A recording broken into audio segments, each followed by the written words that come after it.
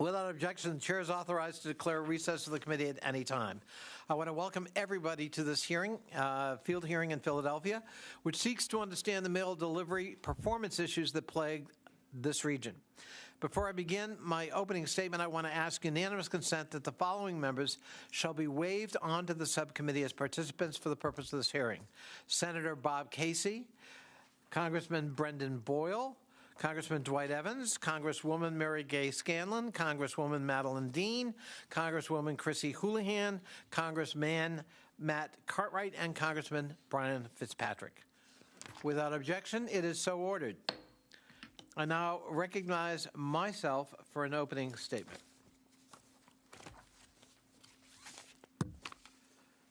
Last October, we held a hearing in Chicago to investigate the deteriorating mail delivery performance in that region. In February, we went to Baltimore, the city with the worst on-time delivery rating in the nation. Today marks our third field hearing examining postal delivery in the last 10 months. Philadelphia, the host of our third hearing, is the birthplace of our Constitution and the hometown of the nation's first Postmaster General, Benjamin Franklin. This city is a fitting location to examine the Postal Service, which has transformed since its operations began even before the signing of the Declaration of Independence. In 1753, Benjamin Franklin assumed the role of Deputy Postmaster General of the Colonies, helming a money-making mailing venue for Britain that catered exclusively to lawyers and business people. Then the Postal Service was too expensive for most people to access until Mr. Franklin took steps to democratize the service. Once he became Postmaster General, Franklin streamlined postal routes, improved accounting practices, and most importantly, Franklin made the Postal Service more equitable, lowering prices and expanding services to attract a universal customer base that ensured the Postal Service was not a darling of the rich and that it could serve as a vehicle for uniting the then colonies. It is with these egalitarian and foundational ideals in mind that we hold this hearing today in the cradle of the nation's liberty. We're here to ensure that the Postal Service continues to bond this nation as a union. Throughout the COVID-19 pandemic, our Postal Service workforce delivered prescriptions, medications, paychecks, foodstuffs, stimulus checks, holiday cards, gifts, rapid COVID tests provided by the Biden administration, and so much more to homes and businesses across the nation. A June 2020 Harris poll found that the Postal Service ranked as the single most essential company to Americans during the pandemic. It outranked companies that manufacture PPE and sanitizers. According to Pew Research, 91% of Americans had a favorable view of the Postal Service, making it by far the most popular agency associated with the federal government. The Postal Service employs 630,000 individuals who live in every single congressional district. That workforce delivers mail to more than 163 million delivery points every day and operates more than 31,000 postal offices nationwide. In April, I was proud to co-sponsor it. The Congress enacted the Postal Services Reform Act. This once-in-a-generation legislation puts the Postal Service on the path of financial solvency, unshackling it from unfair statutory burdens that kept it marred in unnecessary payments and debt. The bill plants the Postal Service on firm financial ground, readying it for the future. Now Congress must make sure that the Postal Service leadership is prepared and poised to take the reins we hand them. Recent reports and constituent voices leave us concerned that they are not. A recent Inspector General report, for example, found that the Postal Service has not been meeting the needs of its customers.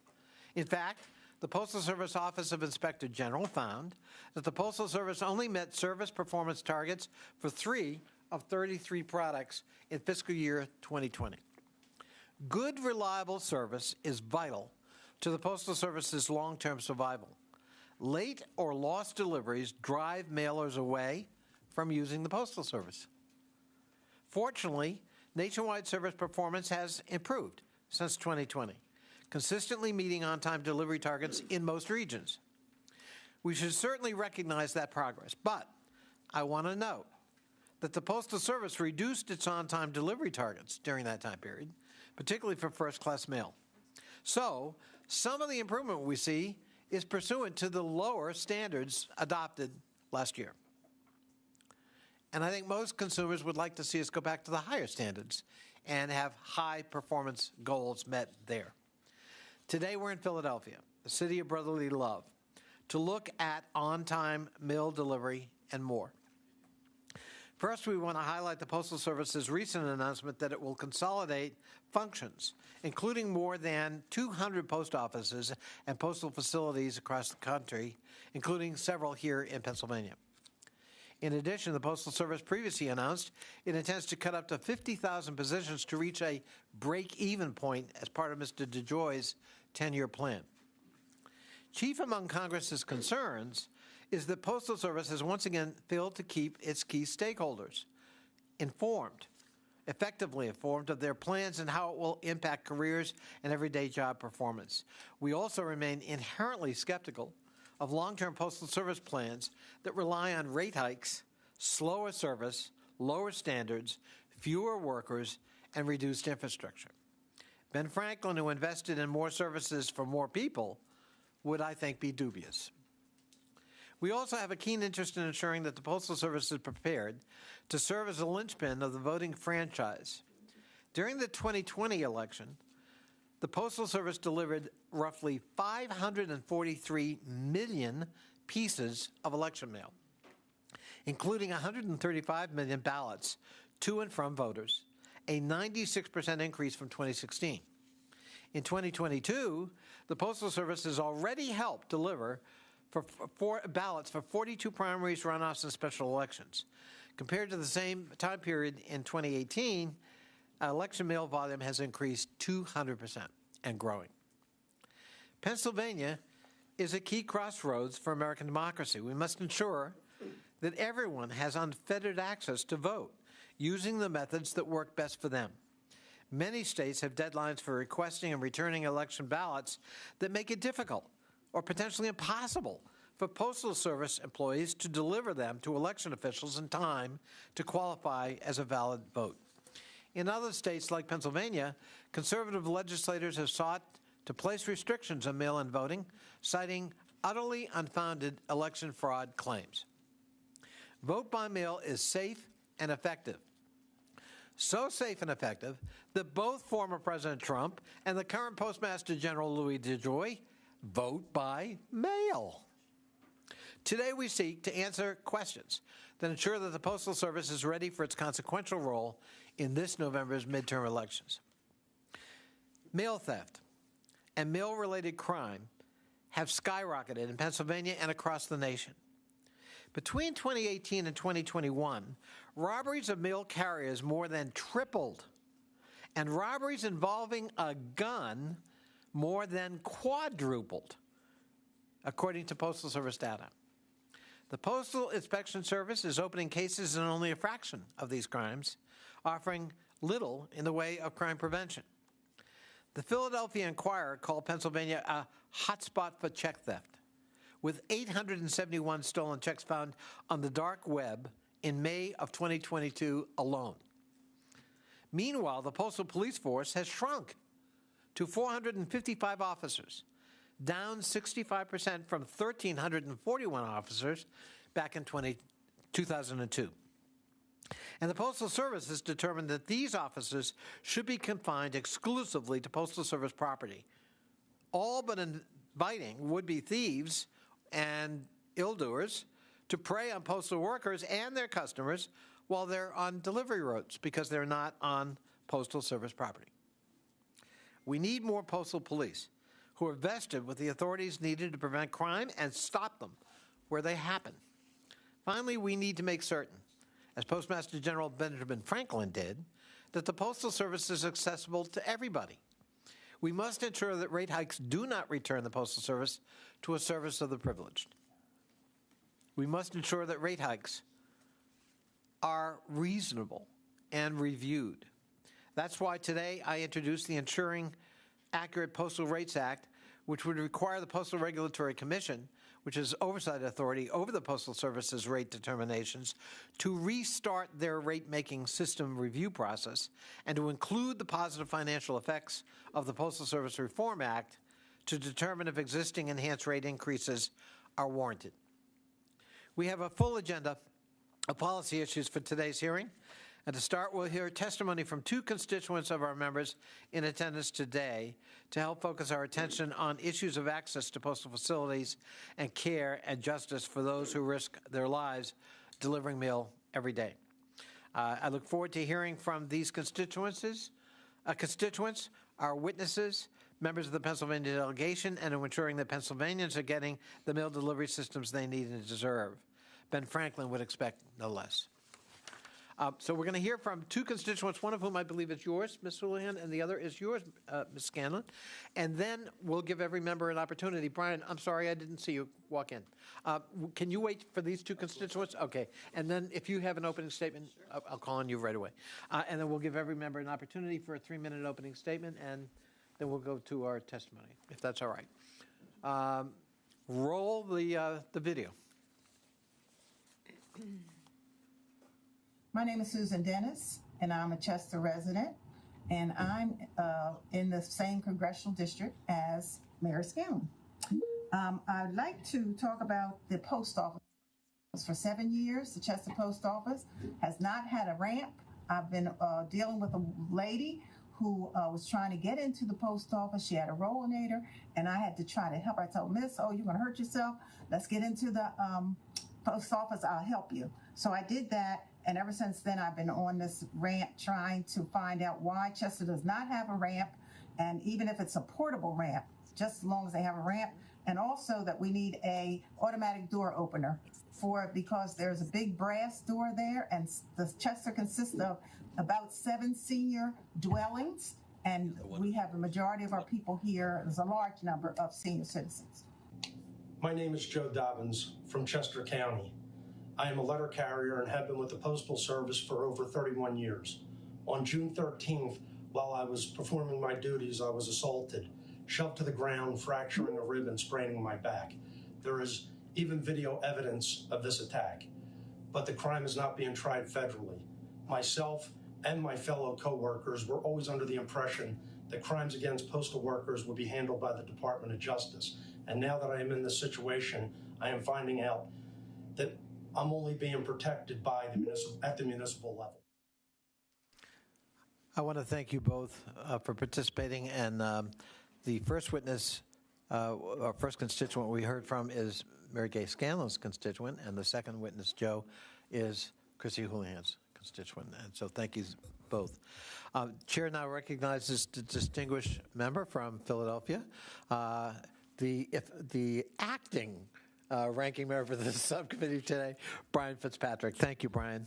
Well, you're recognized for any opening statement you may have. Thank you, Chairman Connolly, for the promotion today. I guess this is a one-day operation. Is that how that works? Yeah. The promotion. Thank you. Welcome to the city where America was born, Chairman Connolly, and also where the post office was born, as well as many other features of our government. Thank you to our panelists today for being here. There's one thing that I think we can say unequivocally, speaking on behalf of everybody on the panel here, and that is our complete and total support for the importance of the U.S. Post Office, the importance and our appreciation for the workers who have overcome a lot of challenges. The post office has had to overcome a lot of challenges. COVID impacted everyone and everything, perhaps no entity more than the U.S. Postal Service. And the challenge wasn't just to the entity itself, but to the customers that the post office serves. Because so much of what we receive in the mail is time sensitive, as the chairman pointed out. Utility bills, credit card bills that carry late fees, sale items that are time sensitive, and the like. So on-time delivery is certainly a critical element and key to the success of the post office, which is why we were all proud to support the Postal Reform Act. There were a number of things that were needed for a long time. It was long overdue. Ensuring 6-day delivery, ensuring door service, eliminating the pre-funding mandate, which was unique to the post office. It was a problem that the government created that the government had to undo. Thankfully, that has been undone because it was that specific provision that led to years and years of insolvency and financial hardship by the USPS due to no fault of their own, due to a very antiquated and unfair pre-funding mandate. So we're glad that those things are now being addressed.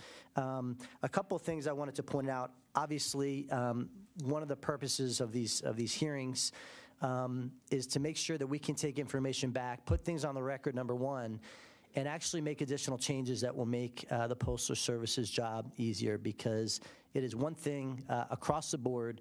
I'm sure that all of my colleagues have been in a similar situation where we're hearing from constituents about concerns, about delays, about wrong delivery and different, to the wrong address. And also something that's concerning to me is recruitment and retention challenges for our postal workers and our letter carriers. It's a hard job. It's a very, very hard job to be a postal worker or letter carrier, even in the best of times. These are very challenging times for all of those workers, both from a workload perspective, a mental health perspective, a personal and physical safety perspective. It's a hard job. And what we want to do here is to do what we can to make that job easier. And we have labor shortages across the board. We have supply chain disruptions across the board. And it's our job to address each one of them individually, and none are more important than making sure that we address those issues with the U.S. Postal Service, because if the Postal Service is in any way, shape, or form broken, that has a ripple effect on so many different aspects of everyone's life. So, Chairman Connolly, thanks for coming to Philadelphia, and I yield back. Thank you so much, Mr. Fitzpatrick, and thank you so much for joining us today and for your leadership on so many issues here in the greater Philadelphia area and in Washington, D.C. Chair now calls on the distinguished Congresswoman from the District of Columbia for a 3-minute opening statement, should she have one. Welcome. Thank you, Chairman. Welcome, Ms. Norton. Connolly. Can you hear me? Loud and clear. Thank you, Chairman Connolly, for holding this hearing on the United States Postal Service. In my district, the District of Columbia, like other jurisdictions, we have seen an increase in mail theft and widespread delayed and undelivered mail. The public's confidence in the Postal Service, a critical institution, has been shaken. Mail theft, particularly of checks, has been increasing throughout the country. I've been contacted by constituents who have had their checks stolen from the mail and altered, and thousands of dollars taken from their accounts. The increase in thefts also puts the safety of our hardworking postal workers at risk. I would like to thank all of our witnesses for being here, but I would especially like to thank Frank Albergo, the National President of the Postal Police Officers Association, who has worked with my office to combat mail theft. I'd like to conclude by noting that I have introduced a bill to combat mail theft, which would clarify the authority of the U.S. Postal Police officers to protect the mail, Postal Service property, and Postal Service employees, wherever they are located. Thank you again, Chairman Connolly, for holding this important hearing, and I yield back. Thank you. Thank you so much, Congresswoman Norton, and thank you for your leadership. We look forward to working with you on that bill. I now recognize the distinguished gentleman from Massachusetts, my family's congressman and a longtime leader on postal issues, without whose leadership I don't think we would have gotten postal reform done this year, Mr. Steve Lynch. Thank you, Mr. Chairman, and it's great to join you and my colleagues and all the members from the Pennsylvania delegation. Thank you so much for your keen interest in this. And Mr. Chairman, thank you for focusing on this issue, especially in the advance of the midterm elections. I did have a couple of questions just for our witnesses, and they can answer them at their leisure. But number one, I noticed from state to state, and Mr. Chairman, you did enormous and yeoman's work on the postal reform bill. I do notice that for voting by mail, the standards are literally state by state. And while in Massachusetts we have a barcode system that automatically prioritizes, election mail, that is not the case in every district. And as the chairman pointed out, there are some deadline systems that have been passed by legislatures that do not wish to facilitate vote by mail, that actually leave the post office a very slim opportunity to process the vote by mail system, and the deadlines are so tight.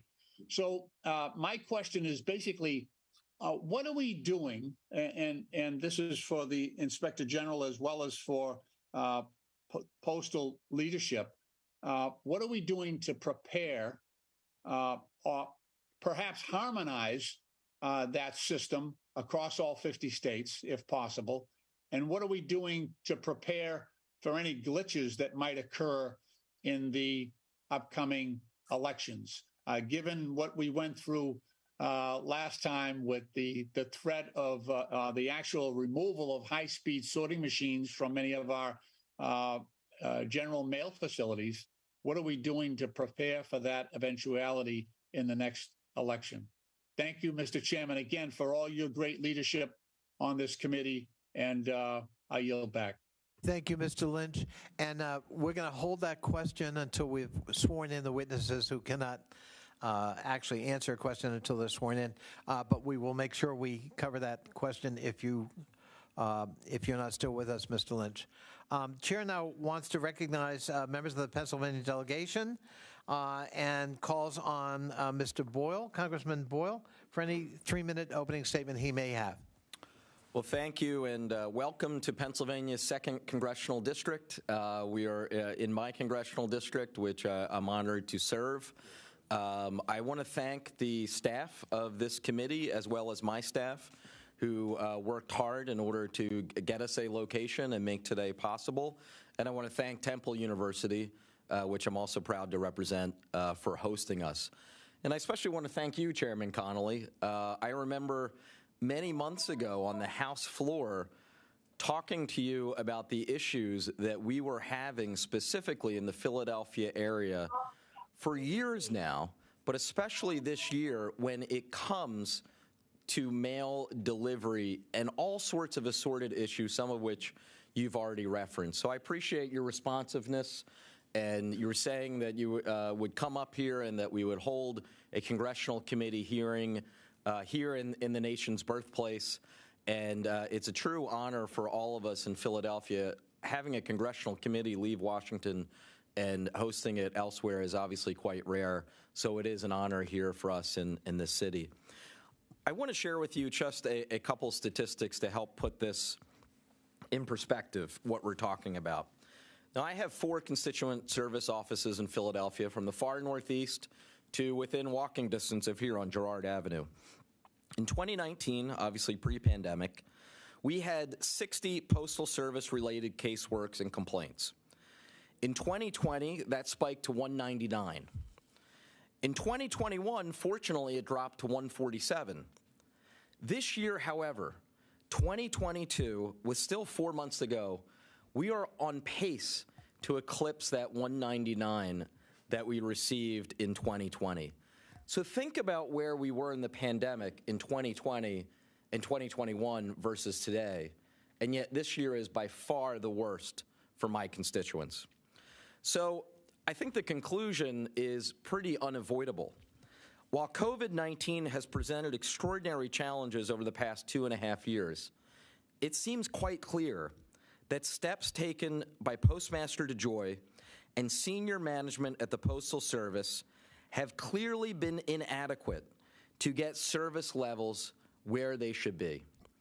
Frankly, I have heard from constituents telling me that in their lifetime, the Postal Service has never been in a worse shape. Louis DeJoy, you are no Benjamin Franklin.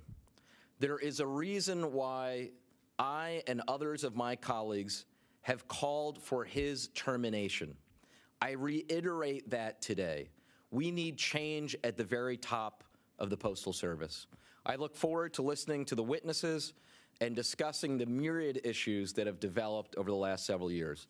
With that, again, I thank you, Chairman Connolly. I yield back. What a pro, right on time. Thank you so much, Congressman Boyle. I see our colleague, Congresswoman Lawrence, are you on? And all right, we'll come back to Congresswoman Lawrence. Senator Casey, I see that you are on, and I know that you're in session in the Senate and under a tight schedule. So we're happy to recognize you for any opening statement you may have, and welcome so much to this hearing of the subcommittee. Well, Mr. Chairman, thank you very much for this opportunity, and I'm really honored to be part of this hearing. I'm really grateful. This is a rare privilege for a senator to appear at a House hearing, and I'm grateful for the time. I'll try to be brief. I wanted to start by thanking you, Mr. Chairman, and the members of the committee for this opportunity, for the important issues that are raised at this hearing. And I also want to recognize the terribly difficult challenges the Postal Service has faced over the last couple of years, and to thank postal workers for preserving all of I should say, thank postal workers for persevering, is a better word, under these terribly difficult circumstances. They've worked very hard, and it's a very difficult job they've done, especially in the midst of a pandemic and so many other challenges. And so we applaud those frontline postal workers for their service, but we cannot ignore, as you know better than I, the reports of systemic problems with the quality of mail service. From extended delays in delivery to mail theft, constituents all across the Commonwealth of Pennsylvania have reported Postal Service issues to my office, just like all of yours. For just a couple of examples, my office received numerous reports from Luzerne County, Pennsylvania, up in the northeast corner of our state. Representative Cartwright knows it well. Reports of delays in receiving all kinds of mail, from prescriptions to paychecks. My office has also heard from numerous attorneys in both Montgomery and Dauphin counties who have serious concerns about significant delays in legal mail.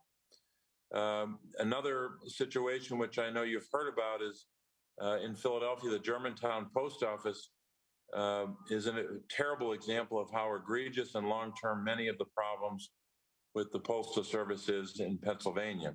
So my constituents have been told, or have told my office, that delays have led to unnecessary hardships like paying late fees on missed bills, being unable to respond in a timely manner to critical documents. And despite repeated attempts by members of various communities in our state to resolve these issues with senior Postal Service officials, the reports of serious service issues have persisted. Now, I understand that these problems are difficult to solve, but we have to make a lot more progress than we've made over the last couple of years. Pennsylvanians, just like every other constituents in every other state, rely on the Postal Service, whether it's to communicate with loved ones or engage in business or receive critical documents or even medical supplies. And we know that quality service that is timely, that's secure, and is responsive is essential for all of our constituents. I believe the Postal Service can provide the quality service that Americans deserve, and I look forward to the opportunity to support the Postal Service as it seeks to improve service quality.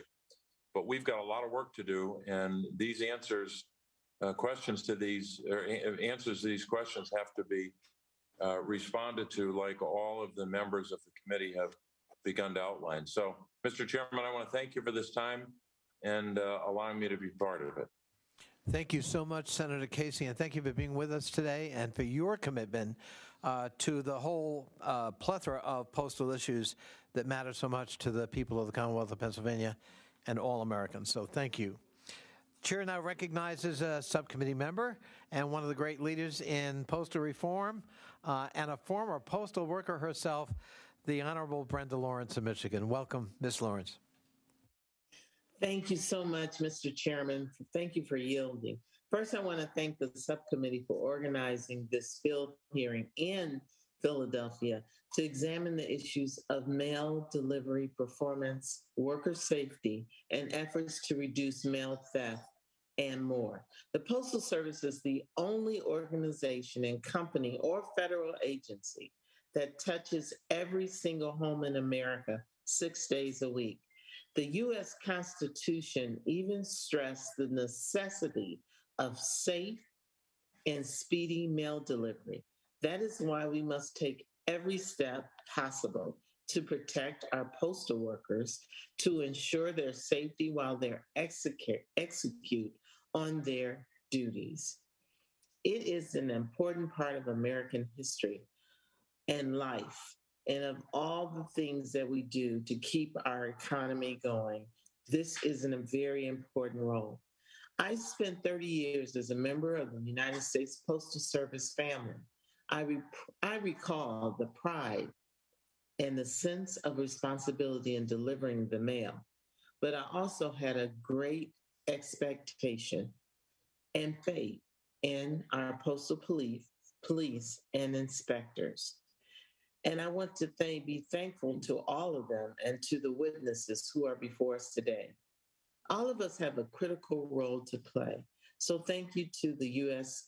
Postal Service Office of Inspector General and for the work that you do in ensuring efficient mail delivery and safeguarding the integrity of the postal system for almost 30 years.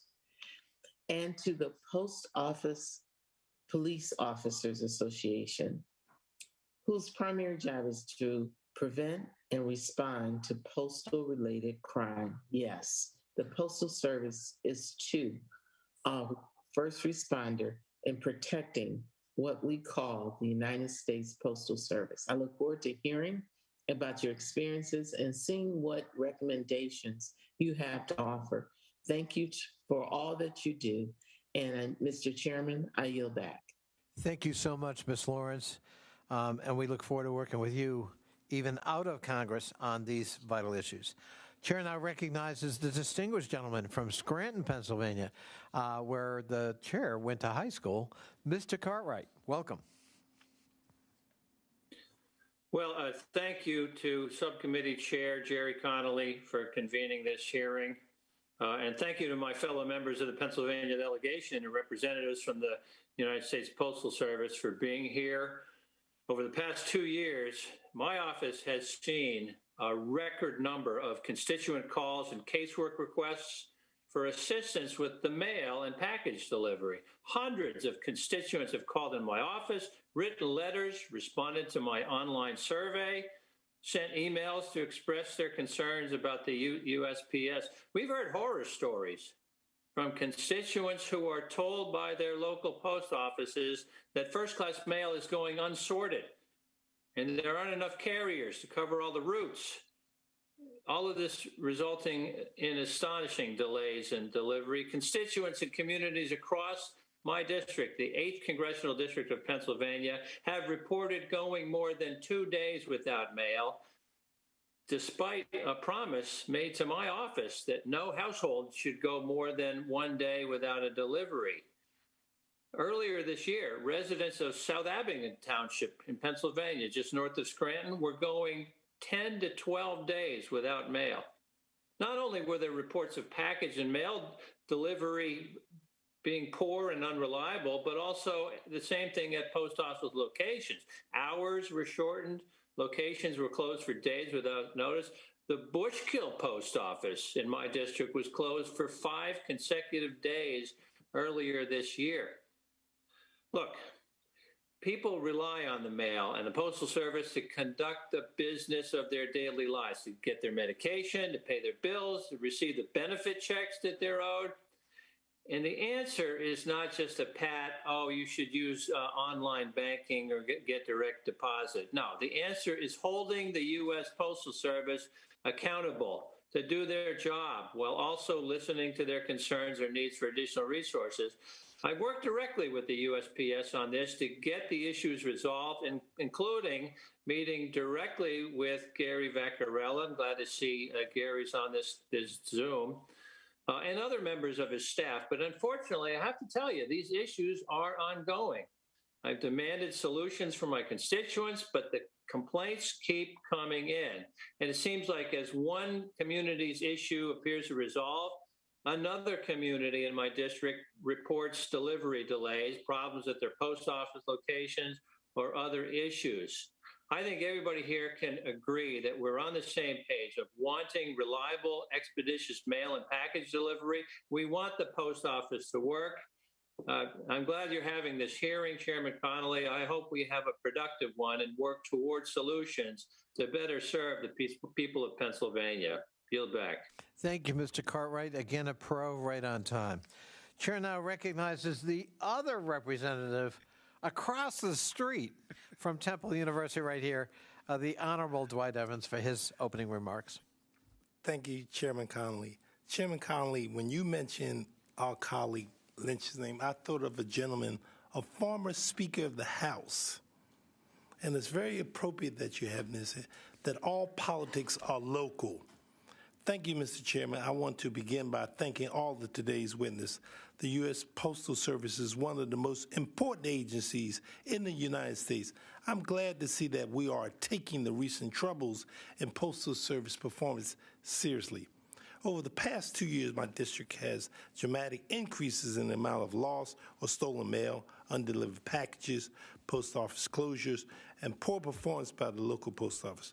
My constituents, like the constituents in every congressional district, relies on the UPS for timely delivery, important financial documents, medication, voter registration forms, ballots, paychecks, rent, utilities, small business deliveries, and more.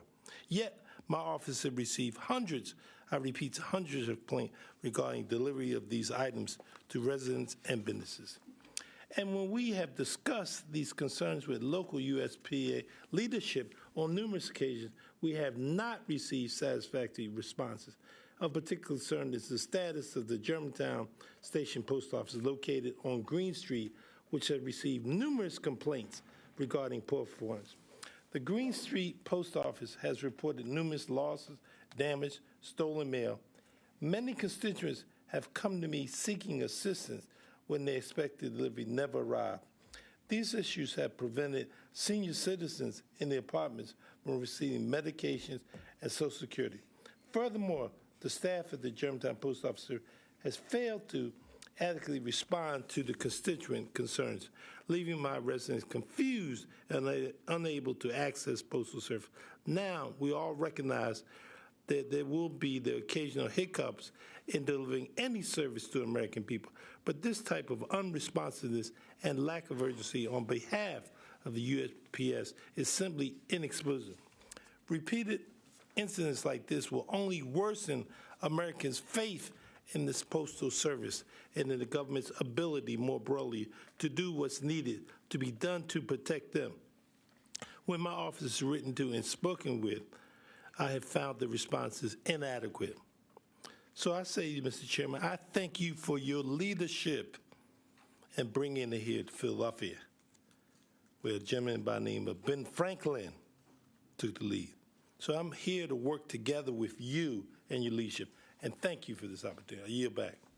Thank you so much, and thank you for your commitment to your constituents' plight and commitment to trying to resolve these issues and find solutions.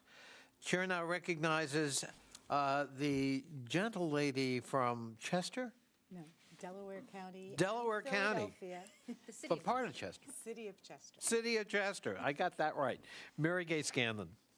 Thank you, Chairman Connolly, and we're really grateful for you bringing this hearing to Philadelphia, not just because it's the birthplace of the post office, but because we've seen so many issues in this region over the last few years.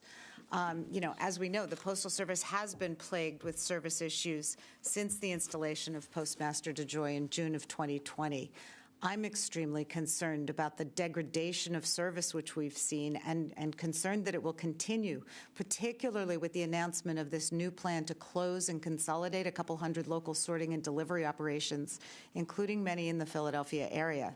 And this is important because the U.S. Postal Service is an essential public service that Americans, small businesses, and government agencies rely upon. We need to make sure that people can receive and pay their bills in a timely way, conduct business, get their medications from the VA, and the government agencies can send out and receive tax bills and other important government documents.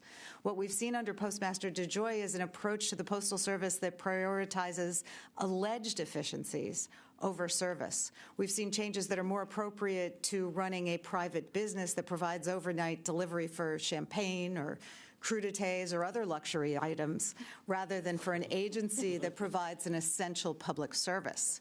So today, I'd like to focus on some of the issues that my constituents have been experiencing, and I would note again that we have received more communications, whether mail, email, telephone calls, or getting stopped on the street, about service issues over the last few years than any other issue my office has heard about. The Philadelphia region has experienced some of the worst rates of on-time mail delivery in the nation, with an on-time delivery rate of just 61.9% in the third quarter of fiscal year 2021. We fielded hundreds of calls and messages from constituents regarding late delays or non-delivery of the types of items I've mentioned. While delivery rates have improved nationwide and in Pennsylvania, some of this appears to be only because the goalposts were moved. They were given more time to make on-time delivery. This was particularly concerning as the delays escalated during the 2020 presidential election and delayed the receipt and return of mail-in ballots. And we want to make sure those delays do not recur during this midterm election. We've seen, related to these service issues, closures of post offices which close without notice during the day due to staff shortages or other issues. That means a small business owner or employee who runs to the post office during her lunch break cannot pay bills or mail products to a consumer or customer. In a related service issue, we've seen increases in postal mail theft and crime. Municipalities and constituents alike have come to me with stories of stolen checks that have been washed and repurposed for different amounts to different payees. So we need to examine why Postmaster DeJoy has prioritized eliminating postal police. Public concern about check theft then relates back to the fact that it's all the more important that people are able to get in-person services at their post offices.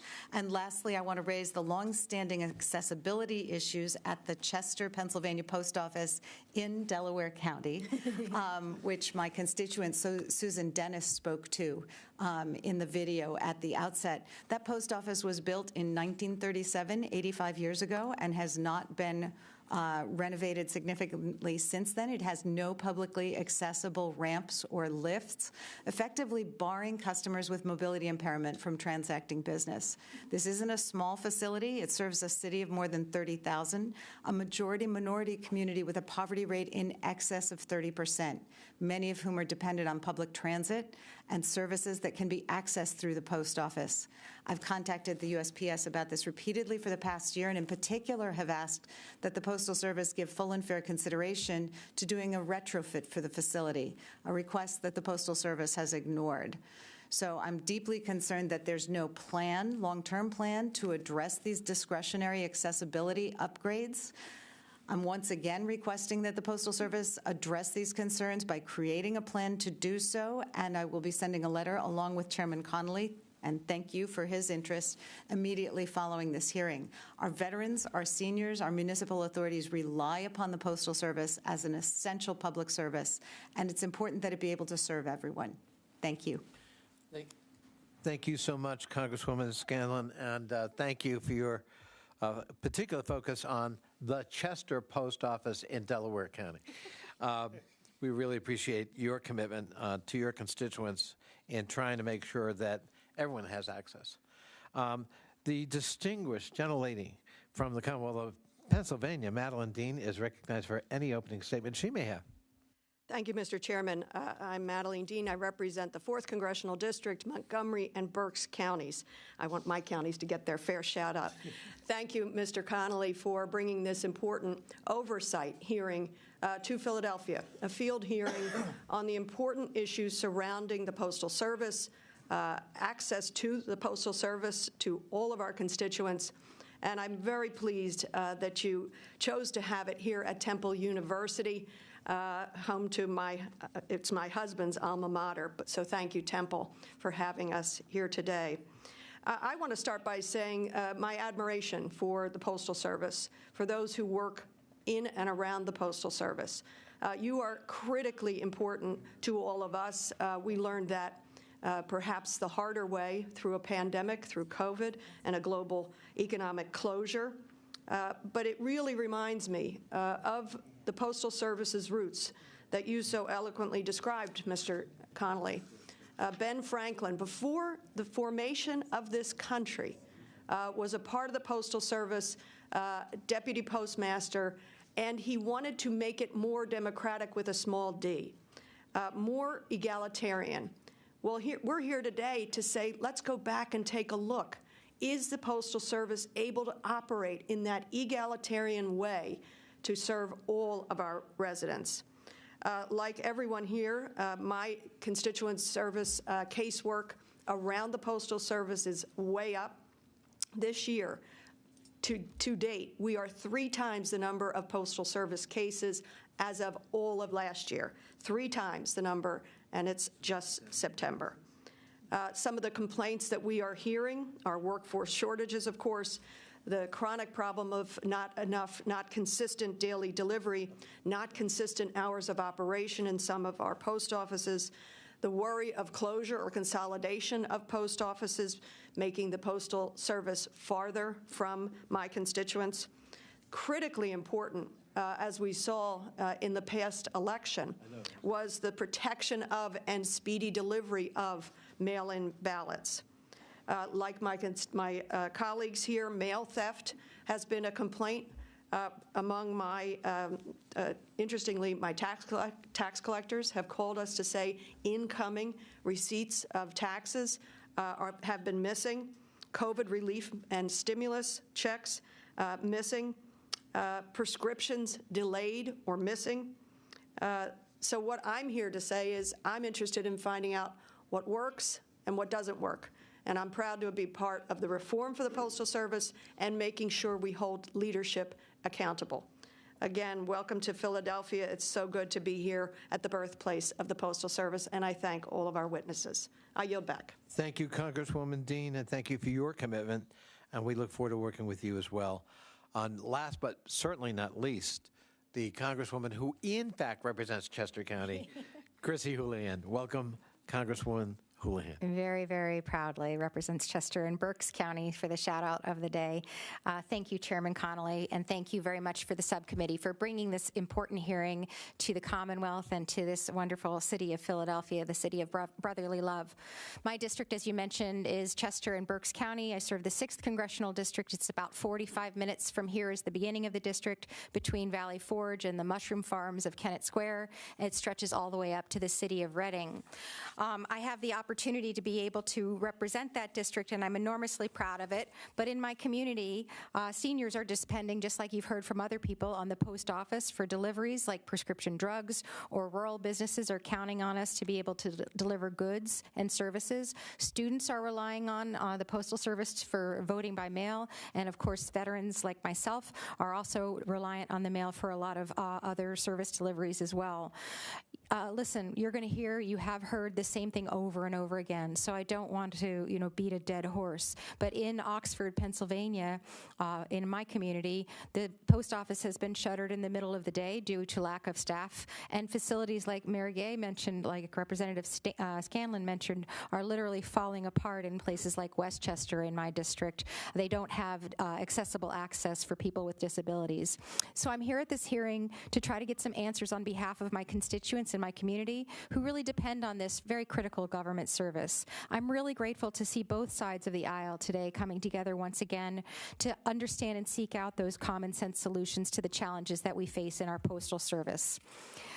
With that, I will say this year, tens of thousands of Pennsylvanians will be using our postal service, as was mentioned earlier, to deliver their ballots for November's elections. However, our Commonwealth and my community deserves a well-functioning postal service each and every day, regardless of the month, of the year, or the particular day of the week.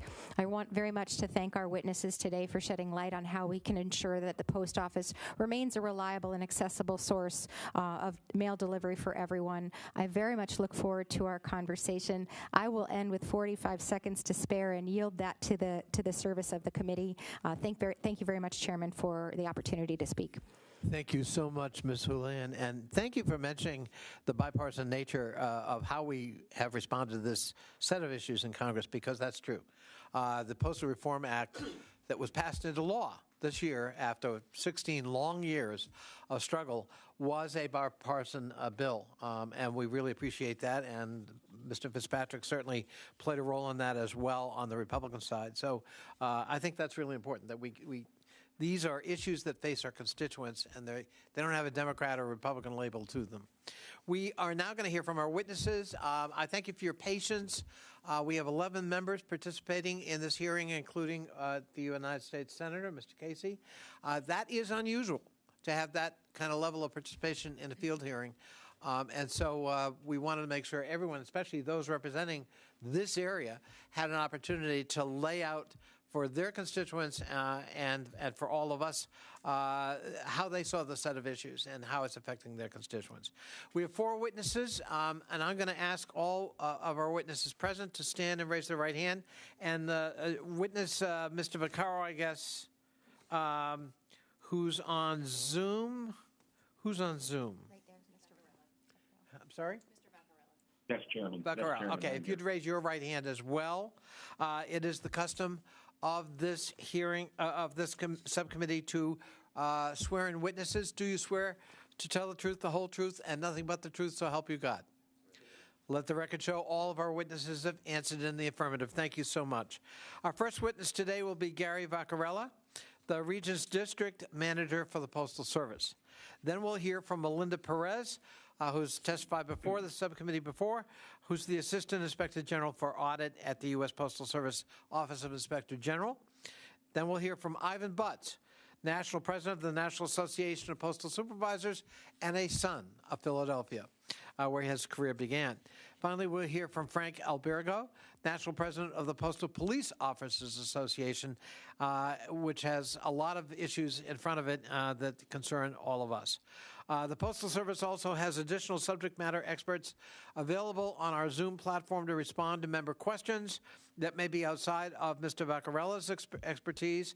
Those additional experts are Peter Rendina, Deputy Chief Inspector of the U.S. Postal Inspection Service, Adrienne Marshall, Director of the Election and Government Mail, David Webster, Senior Director of Processing Operations for the Postal Service's Chesapeake Division. So, with that, I would now call upon Mr. Vaccarella for his 5 minutes of testimony. Mr. Vaccarella. Thank you. Good morning, Chairman Connolly, Ranking Member Heiss, Acting Ranking Member Fitzpatrick, members of the subcommittee, and members of the Pennsylvania delegation. Thank you for the opportunity to discuss our commitment to service excellence, our preparedness for the upcoming 2022 election cycle, and our initiatives to protect the safety and security of the mail system and those who work in it. We recognize that your constituents depend on the Postal Service for timely and reliable mail service. My name is Gary Vaccarella. I am currently the District Manager for the Delaware, Pennsylvania 2 District. Began my postal career as a clerk in 1985 at the Fort Pierce, Florida Post Office. Previously served as the District Manager of Western New York District, Postmaster of Baltimore, Maryland, Postmaster of Orlando, Florida, and various other leadership positions throughout the organization.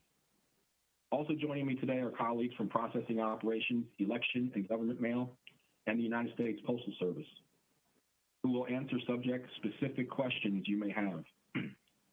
Service performance in Pennsylvania is strong.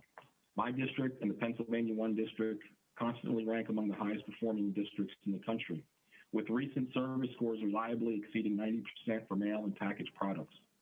In fact, to further illustrate our reliability, the current average days to deliver mail in Pennsylvania when compared to pre-pandemic averages has remained steady for first-class mail and has improved for marketing mail. Despite past challenges in some areas of Pennsylvania, customers can reliably expect the Postal Service to deliver mail and packages in a timely manner. Where there have been some isolated incidents of past service disruptions due largely to employee availability issues, we have taken proactive steps. These include hiring more carriers, loaning delivery employees from other areas to understaffed units whenever possible, and monitoring daily staffing delay levels. In Pennsylvania, we have hired 2,962 city carrier assistants, 1,363 rural carrier assistants, and 1,704 postal support employees over the past 12 months. These pre-career representatives of our workforce perform the same duties as career carriers and clerks. These positions are often a gateway to career positions. Turning to election preparedness, as highlighted in my written testimony, the Postal Service successfully managed and delivered unprecedented ballot mail volumes for the American public during the 2020 election cycle. On average, in 2020, we delivered ballots to voters in 2.1 days and ballots from voters to election officials in just 1.6 days. We also delivered ballots effectively in 2021. For the 2022 cycle, we have already conducted proactive and robust outreach to state and local election officials, including outreach to election officials in Pennsylvania. So far in 2022, delivery time has been 1.79 days for ballots from election officials to voters and 1 day to deliver completed ballots from voters to election officials. Regarding mail security and employee safety, it is a top priority for the organization. We share community concerns about recent increases in mail theft from collection boxes and robberies of letter carriers in Pennsylvania and other areas of the country. The U.S. Postal Inspection Service is the federal law enforcement and security arm of the Postal Service, and postal inspectors are authorized to investigate and make arrests both on and off postal premises. Postal inspectors work to bring offenders to justice and make thousands of arrests each year. The Inspection Service is also working to improve collection box security with key and lock enhancements. We are aware of legislative proposals to expand the jurisdiction of postal police officers, or PPOs. However, PPOs are assigned to certain facilities because the Inspection Service has determined that these facilities require the presence of uniformed, trained, and armed officers. Removing those officers from Postal Service property would increase the security risks to those facilities. The Inspection Service determined that allowing PPOs to patrol the streets would not decrease mail theft or improve letter carrier safety. It is the role of the postal inspectors to investigate these crimes. PPOs serve as a vital role in the security of the nation's mail system, and that function should not be compromised through a modification of authority that would detract from the protection of the greatest number of postal employees, customers, and property. In conclusion, service performance in Pennsylvania has improved since the height of the pandemic, and our national and state service scores for first-class mail, marketing mail, and competitive products remain strong. The Postal Service also stands ready to ensure a successful 2022 election cycle. Moreover, the Inspection Service is faithfully executing their mission to protect the nation's mail. I want to thank the members of the subcommittee and members of the Pennsylvania delegation for holding this hearing. The supporting witnesses and I look forward to your questions. Thank you very much, Mr. Vaccarella. Ms. Perez, you are now recognized for your 5 minutes of testimony, and I should note all of your full statements will, of course, be entered into the record in full. Ms. Perez. Thank you, and good morning, Chairman Connolly, Ranking Member Heiss, Acting Ranking Member Fitzpatrick, members of the subcommittee, and the Pennsylvania delegation. Thank you for inviting me here today to discuss our work related to the Postal Service's delivery performance and efforts to address mail theft. Our mission is to ensure the efficiency, accountability, and integrity in our nation's Postal Service. We take our mission very seriously. Looking at service performance starting in fiscal year 2018, Philadelphia's scores were relatively close to the national average for most categories of mail until the fall of 2020. Then, the timeliness of mail delivery in Philadelphia experienced a significant decline. Philadelphia was hit especially hard. Service performance in Philadelphia has improved since that time, and the most recently released data shows its first-class mail scores are near or above the national average. However, there may still be problems with mail delays in certain locations. Philadelphia was not alone in facing major service disruptions in the winter of 2020. We looked at service performance in 17 districts, including Philadelphia, over this time frame. The specific issues we identified in Philadelphia were similar to what we found in other locations: problems with employee availability, loss of capacity to move mail on commercial air networks, and dock congestion contributing to mail being sent late to other postal facilities. We know timely mail delivery is important to the American public. In response to concerns, we stood up a new audit group, the Field Operations Review Team, to conduct targeted facility reviews in locations with service challenges. As part of these reviews, we perform a cluster of audits visiting one mail processing plant and 3 to 4 post offices at the same time. This allows us to get a better understanding of issues that span both processing and delivery, an increasingly important focus of our work now that these functions fall under different postal executives. These reviews provide quick evaluations, ensuring timely and meaningful results to Postal Service management and our stakeholders. This year, we completed site visits at 8 clusters in the western and central areas of the country and found issues related to late and extra trips, scanning performance, delayed mail, cluttered processing floors, and poor facility conditions at many retail and delivery units. Our work in fiscal year 2023 will focus on the southern and eastern parts of the country, including the Philadelphia area. Timely mail delivery becomes even more important as elections draw near. We have an open audit looking at the Postal Service's readiness for the 2022 midterm election. In addition to conducting observations at postal facilities, we are evaluating whether the Postal Service effectively took corrective action in response to our prior recommendations. In addition, as we have done in the past, we will be conducting field visits across the country in the weeks leading up to and the week prior to the midterm elections. We will provide the Postal Service near real-time feedback and subsequently publish a report on our findings. Along with service challenges, mail theft is also a growing concern.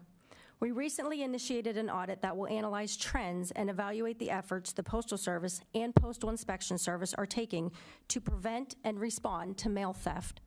Our Office of Investigations also focuses significant efforts in this area.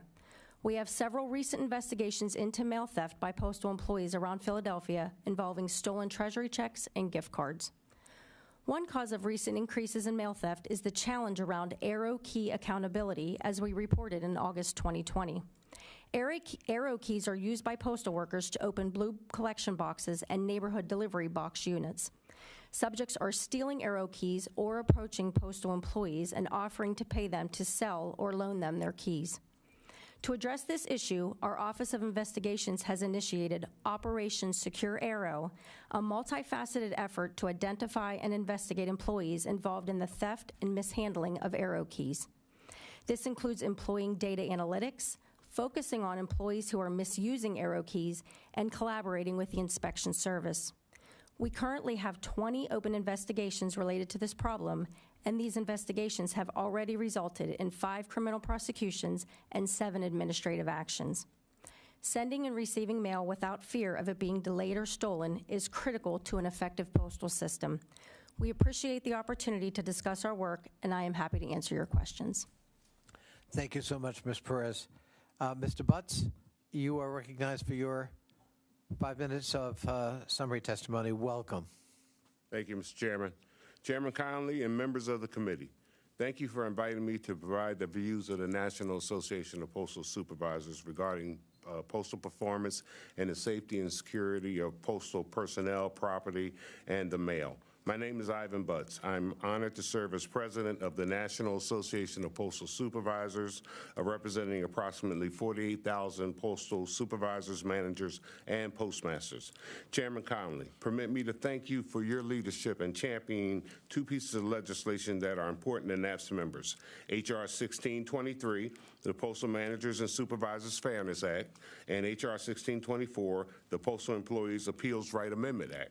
These measures provide fairness and pay consultation and due process rights to executive and administrative schedule postal employees. As we approach the 2022 election season, absentee ballots continue to be a popular and secure alternative to in-person voting. For this reason, NAPS supports H.R. 1307, the Vote by Mail Tracking Act, that would require each state to use a standard envelope design and distinct barcode that enables the tracking of each individual ballot. Postal performance is immensely important to NAPS members. As such, NAPS is concerned about the effects of the USPS recently announced plan to consolidate and realign mail processing operations throughout the country. Members of Congress from Pennsylvania should know this proposal would impact mail processing and delivery in southeast Pennsylvania through the consolidation of 12 USPS associate offices into the Tri-County facility. We believe, consistent with the law, the Postal Service should be transparent with regards to the reasons it's deciding to initiate this plan. What are the specific goals of the plan? What are the cost savings? If so, how much will be saved? And how will success be measured? NAPS contends that these are requirements of the Postal Accountability and Enhancement Act, as well as the agency's handbook, PO 408. The Delivery Unit Optimization Plan, initiated by the Postal Service in 2010 and revised in 2013, exhibits the same operational objectives as the soon-to-be implemented Sort and Delivery Center Consolidation Plan. In August 2014, the Postal Inspector General cast serious doubts about the projected cost savings attributed to DUO. In addition, the IG recorded the USPS's failure to comply with guidelines and inability to provide a rationale for specific consolidations. Furthermore, the IG made recommendations related to the DUO plan. However, the Post Office dismissed those recommendations. DUO was the prologue for two other postal actions that slowed mail delivery down: Post Plan and the reduced service to rural carriers, and the plant consolidations, which caused mail service to fall off the cliff. NAPS is calling on congressional oversight necessary to ensure that the present proposed consolidation and realignment plan is not DUO on steroids. Oversight is necessary to ensure that the USPS plans will not increase USPS expenses. Consequently, we request the Congress to require the Postal Service to suspend the plan until a transparent and comprehensive analysis can be completed. Finally, the security of the mail and the protection of postal personnel and property is under threat. 2 years ago, the Postal Inspection Service narrowed the Postal Police Force's authority, restricting it to investigating only crimes committed on postal property. This change exposed postal employees, postal vehicles, and mail to crime. Representatives Garbarino and Norton introduced legislation clarifying federal law authorizing postal police to protect postal personnel, postal property, and U.S. mail beyond the perimeter of postal-owned and leased properties. Our support of such legislation came with a price. With me today is retired Police Captain Butch Maynard, the president of NAPS Ranch 51, who we believe was forced to retire from his position in the Postal Police due to the Inspection Service retaliation against him for support of the Postal Police legislation. The Postal Inspection Service conducted a nationwide review of postal police divisions that culminated with the abolishment of one of its divisions, the Newark Division, the division managed by Captain Maynard. These operations were transferred to a smaller division here in Philadelphia. Captain Maynard was the only management employee negatively impacted by the realignment. NAPS believes the act of retaliation against him for the lawful exercising of his First Amendment acts is worthy of further congressional inquiry. Mr. Chairman, thank you for the opportunity to appear before you today. NAPS looks forward to working with the committee to sustain a vital, sustainable, and vibrant post office. I look forward to your questions. Thank you so much, Mr. Butts. We appreciate your testimony, and we will follow up. Mr. Albergo, you're our fourth and final witness. You are recognized for your 5 minutes of summary testimony. Welcome. Good morning, Chairman Connolly and the other members attending today's hearing. On behalf of the nation's postal police officers, we thank you for calling attention to the dramatic rise in mail theft experienced by so many Americans, as well as equally disturbing trend in violent crimes perpetrated against postal employees. My name is Frank Albergo, and I serve as the National President of the Postal Police Officers Association. The PPOA represents uniformed postal police officers employed by the United States Postal Inspection Service. The Postal Police Force began at this very location, Philadelphia's Temple University, which on December 9th of 1970 graduated the first class of 30 postal police officers. Simply put, wherever and whenever postal police officers have been deployed, an immediate and significant reduction in postal-related crime results. The Inspection Service has two kinds of law enforcement officers: postal police officers, also referred to as PPOs, and postal inspectors. The roles of PPOs and postal inspectors are akin to uniformed police officers and plainclothes detectives in a municipal police force. Postal inspectors are among the best criminal investigators working today. However, they show up after crimes have been committed and the scene secure. By contrast, PPOs deter postal crime so that costly follow-up investigations become unnecessary. In short, PPOs specialize in crime prevention, not after-the-fact criminal investigations. In fact, protecting postal workers and the U.S. mail away from postal property was once a core function of the Postal Police Force. Despite the well-documented success of postal police patrols, in 2020, the Postal Service stripped postal police officers of their law enforcement authority and began gutting the Postal Police Force. This was done during a pay dispute with the PPOA and 3 months before a national election. Once 2,700 officers strong, postal police ranks have been decimated to approximately 350 rank-and-file officers. In fact, our police force has been reduced by 20% since 2020. During his recent State of the Union address, President Biden said, "We should all agree the answer is not to defund the police. The answer is to fund the police with the resources and training they need to protect our communities." Apparently, the Postal Service thinks the president is wrong. Indeed, the Postal Service is actively defunding its uniformed police force. Here are the facts. After 50 years, the Inspection Service revoked the policing power of postal police officers while they are away from postal real property. After 50 years, all proactive postal police mail theft prevention and letter carrier protection patrols have been eliminated. After 50 years, the Inspection Service has prohibited PPOs from responding to any and all postal-related crimes occurring away from postal real estate. 19 of 21 postal police divisions are severely below the budgeted complement. Nationwide, rank-and-file PPOs are at less than 62% of the budgeted complement. The Inspection Service has eliminated entire postal police tours in Detroit, Memphis, Oakland, San Francisco, St. Louis, Washington, D.C., and even here in Philadelphia. In other words, for the first time in 50 years, postal police operations no longer support 24-hour policing coverage. Since 2020, the PPO attrition rate has far exceeded the hiring rate, and there is absolutely no plan to reverse the trend. In March of 2021, the Postal Service paid for a private contractor, Booz Allen Hamilton, to rubber stamp the absurd recommendation to eliminate nearly all postal police divisions and positions. Given our attrition rate, in all likelihood, there will be fewer than 300 rank-and-file PPOs by the year 2024 unless changes are made.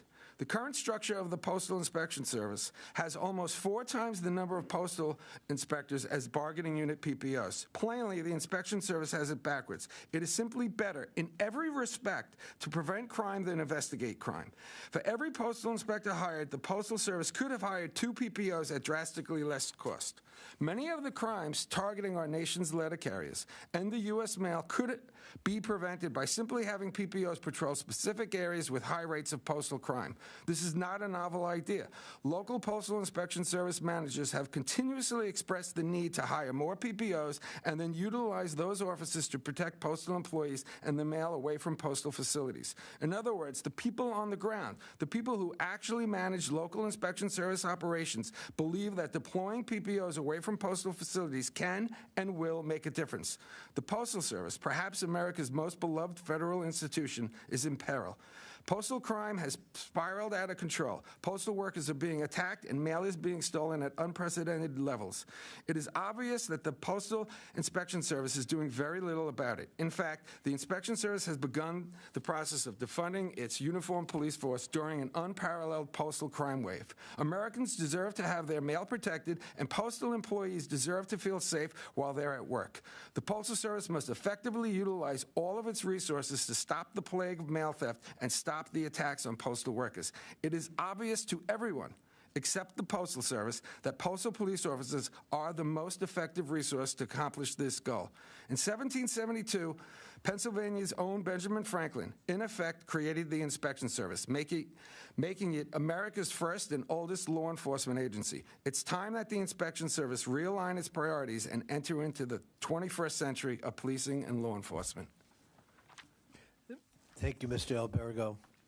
And it is indeed an odd law enforcement strategy to have skyrocketing crime rates, both personal violence and theft rates among customers, and the solution is to shrink the police forces charged with trying to solve those crimes and deter them. We'll explore that during this hearing. Before we get into questioning, and Ms. Norton will go first, I want to recognize George Kinney, representing Temple University. We want to thank Temple University for their extraordinary hospitality. They're providing refreshment, they're providing extraordinary staff support, and your welcome could not be warmer and more hospitable. George, what would you like to say on behalf of Temple University? Chairman Connolly, thank you for visiting Temple. I know this is your first visit, and welcome back to my friends of the Pennsylvania delegation. They've all been here before. Temple, one of Pennsylvania's largest public research institutions. Happy to have you here. You're welcome back anytime. You and your staff have been great to work with. Just for a fun fact, we have about 40,000 students. I hope you get a chance to spend a little time on campus today and see the activity. But most of all, thank you for the support the Pennsylvania U.S. House of Representatives have given higher ed, both on it for the benefit of its students and the research dollars you send across America to benefit all Americans. So thank you for your work. Thank you. Thank you so much, George, and thank you again to everybody associated with Temple University for your extraordinary hospitality. We could not do this today without your support and help, and it's been wonderful, so thank you. Chair now recognizes the Congresswoman from the District of Columbia, Eleanor Holmes Norton, for her 5 minutes of questioning. Thank you again, Chairman Connolly, for holding this important hearing. Mail theft has become a large issue in the nation's capital, right here in the District of Columbia, particularly the theft of checks through stolen universal keys. My questions are going to be for Mr. Albergo. I understand that several regions of the Postal Service of the Postal Police, rather, had believed they had the statutory authority to protect the mail, postal property, and postal employees wherever they are located. However, the Postal Service has recently told all postal police officers they do not have this authority, but instead their police powers are limited to Postal Service real property. According to the Postal Police's authorizing statute, they have, and I'm quoting here, duty in connection with the protection of property owned or occupied by the Postal Service under the charge and control of the Postal Service and persons on that property. Mr. Albergo, am I correct that that authority does not appear to limit the Postal Service's authority to Postal Service real property, but could include protecting mail trucks and postal staff as they travel, and of course the mail itself? Yes. The Inspection Service has historically interpreted statute as meaning that PPOs could protect mail, postal workers, postal assets, no matter location. in the summer of 2020, they decided to restrict that jurisdiction. It's inexplicable. What sort of law enforcement agency doesn't want their police officers protecting employees? What sort of law enforcement agency doesn't want their law enforcement officers to have the power to do their jobs? I'm as confused as anyone else. It doesn't make any sense. Well, we must correct that right away. Mr. Albergo, could you explain why it is important for the postal police to have the authority to protect the mail and postal property and employees even off of Postal Service real property? PPOs, or postal police officers, are uniformed police officers. There's no dispute that police officers deter crime. Everyone accepts that fact, except apparently the Postal Service. If we are deployed to specific areas where there is mail theft, where there are attacks on postal workers, it will deter crime. It's just a fact. People will not, or I should say criminals will not see a postal police officer in a conspicuously marked vehicle and say, oh, I think today's a good time to rob a letter carrier. It just doesn't happen. It's inexplicable. I know I'm saying that a lot, but I just can't explain why the inspection service did this. Well, I certainly am very concerned because I thought I heard witnesses say there weren't any postal police here in the District of Columbia. If so, I've got to attend to that right away. I thank you again, Mr. Albergo, and I thank you, Chairman Conley. This is an important issue as we confront the widespread mail theft throughout the country. Thank you again. I thank the distinguished Congresswoman from the District of Columbia, and I would ask unanimous consent, following up on her line of questioning, to insert in the record several articles dealing with this issue. One headed, "Did the U.S. Postal Service pave the way for a surge in thefts by muzzling its own police?" Another, "The stolen mail scheme now targeting a wealthy D.C. suburb." And a third, how cyber criminals turn paper checks stolen from mailboxes into Bitcoin. And I would ask, without objection, that they be entered into the record at this point. Without objection, so ordered. The gentleman from Philadelphia, Mr. Fitzpatrick, is recognized for his line of questioning. Thank you, Chairman Connolly. To all of our witnesses, thank you for being here today. My first question for Mr. Vaccarella. Thank you, sir, for joining us.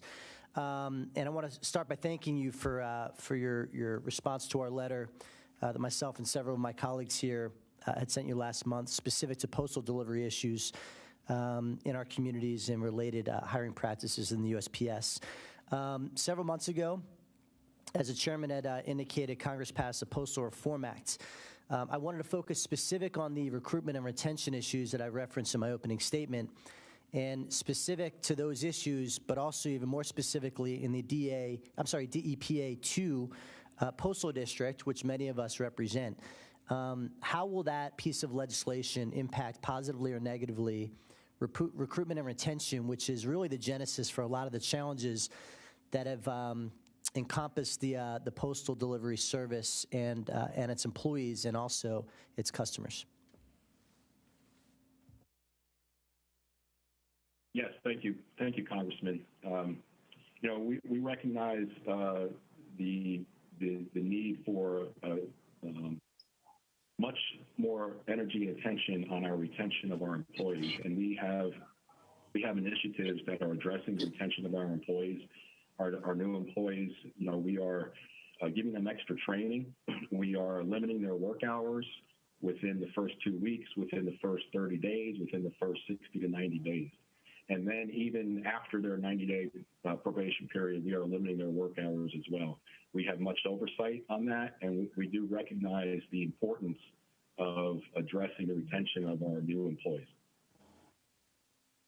Thank you, Mr. Vaccarella. Mr. Albergo, ensuring the secure delivery of letters and packages obviously needs to be a top federal priority.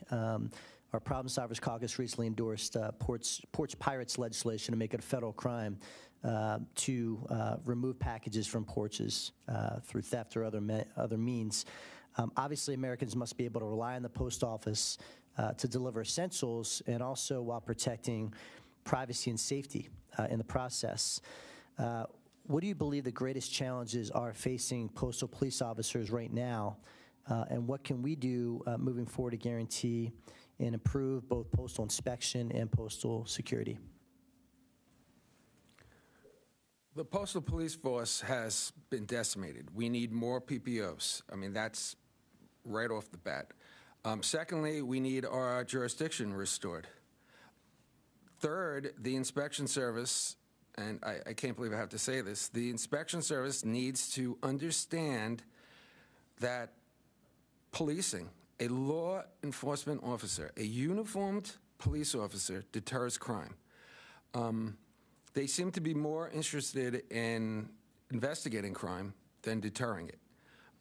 Investigations are costly, prosecutions are costly, incarceration is very costly. It's much more cost-effective to deter the crime in the first place.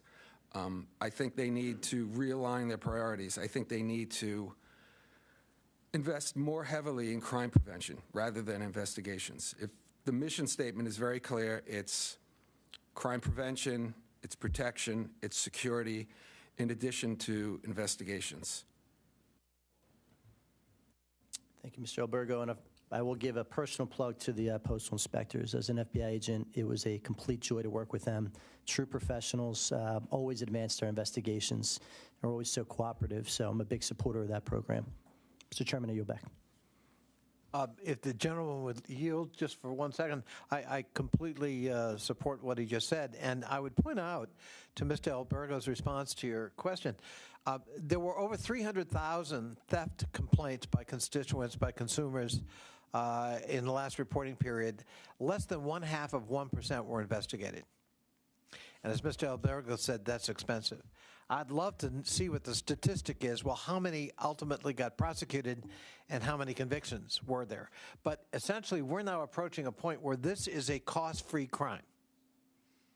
You know, your chances of being investigated, being prosecuted, being pursued, being convicted, and ultimately serving any kind of either jail time or compensation is close to nil. And that is a very dangerous situation in which to be, and it certainly does not protect our constituents. I thank my friend for yielding. Ms. Lawrence, did you wish to go next? Yes, thank you, Mr. You're Chairman. recognized for your 5 minutes. Thank you. I would like to direct my question to Mr. Butts. Being a former postal employee and being a supervisor, there were times when in the processing facilities, I had to ask for the support and backup of postal police to adhere to a situation, to diffuse a situation, because we are the second largest employer in the United States. We have a massive, diverse workforce. So my question to you, when we start having this discussion about the support of our postal police, where does the postal supervisors weigh in on this? And I would like to hear your opinion on that. Thank you for that question, Congresswoman.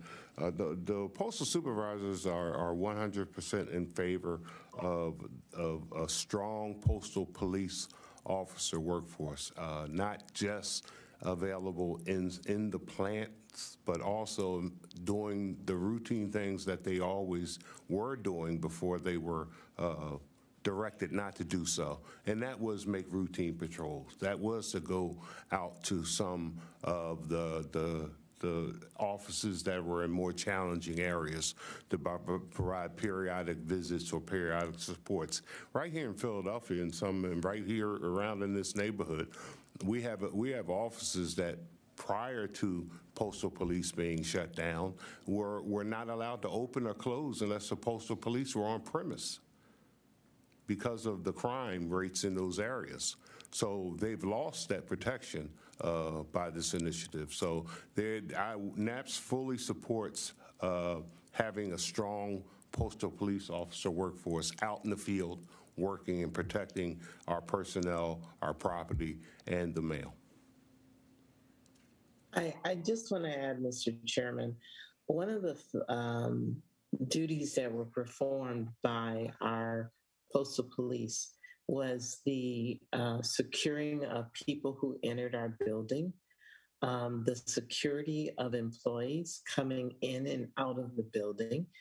In large urban areas, the vehicles that we parked on postal facilities were subject to auto theft, and just their patrolling of the area as employees, massive number of employees walking back and forth throughout the streets outside of the facility was a deterrent. And I just want to be clear of the expectations that are there for our employees who are first responders. We found out during the pandemic that they are needed to work regardless of the situations, and that we have that sense of when our loved ones and our citizens go to work, that they're in a protected and safe environment. And the issue that I'm concerned about, when I, as a supervisor, could not call the postal police to diffuse a situation or to be there for multiple reasons. We know mental health is real, and we are a very diverse employer in the Postal Service.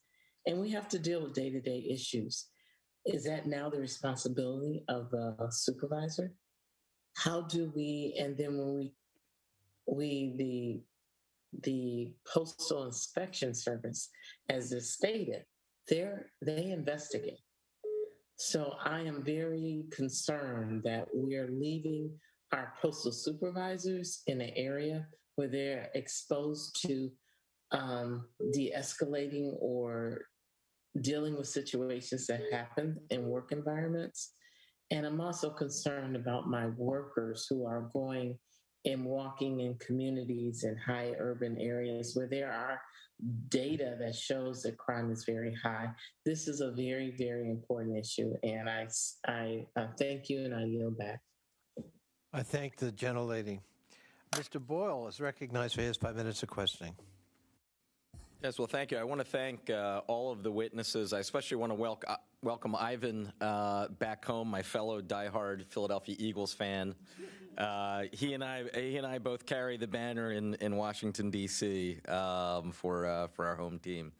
On a different note, I have to say I'm thinking back to the number of press conferences and meetings that my two colleagues, also representing Philadelphia, Dwight Evans, Mary Gay Scanlon, and I had in the fall of 2020. And I was reminded by this actually when you were giving testimony, Ms. Perez, that just coincidentally, the fall of 2020 is when we started to see the enormous disruptions, and the statistics bear that out in terms of mail delivery in the Philadelphia area.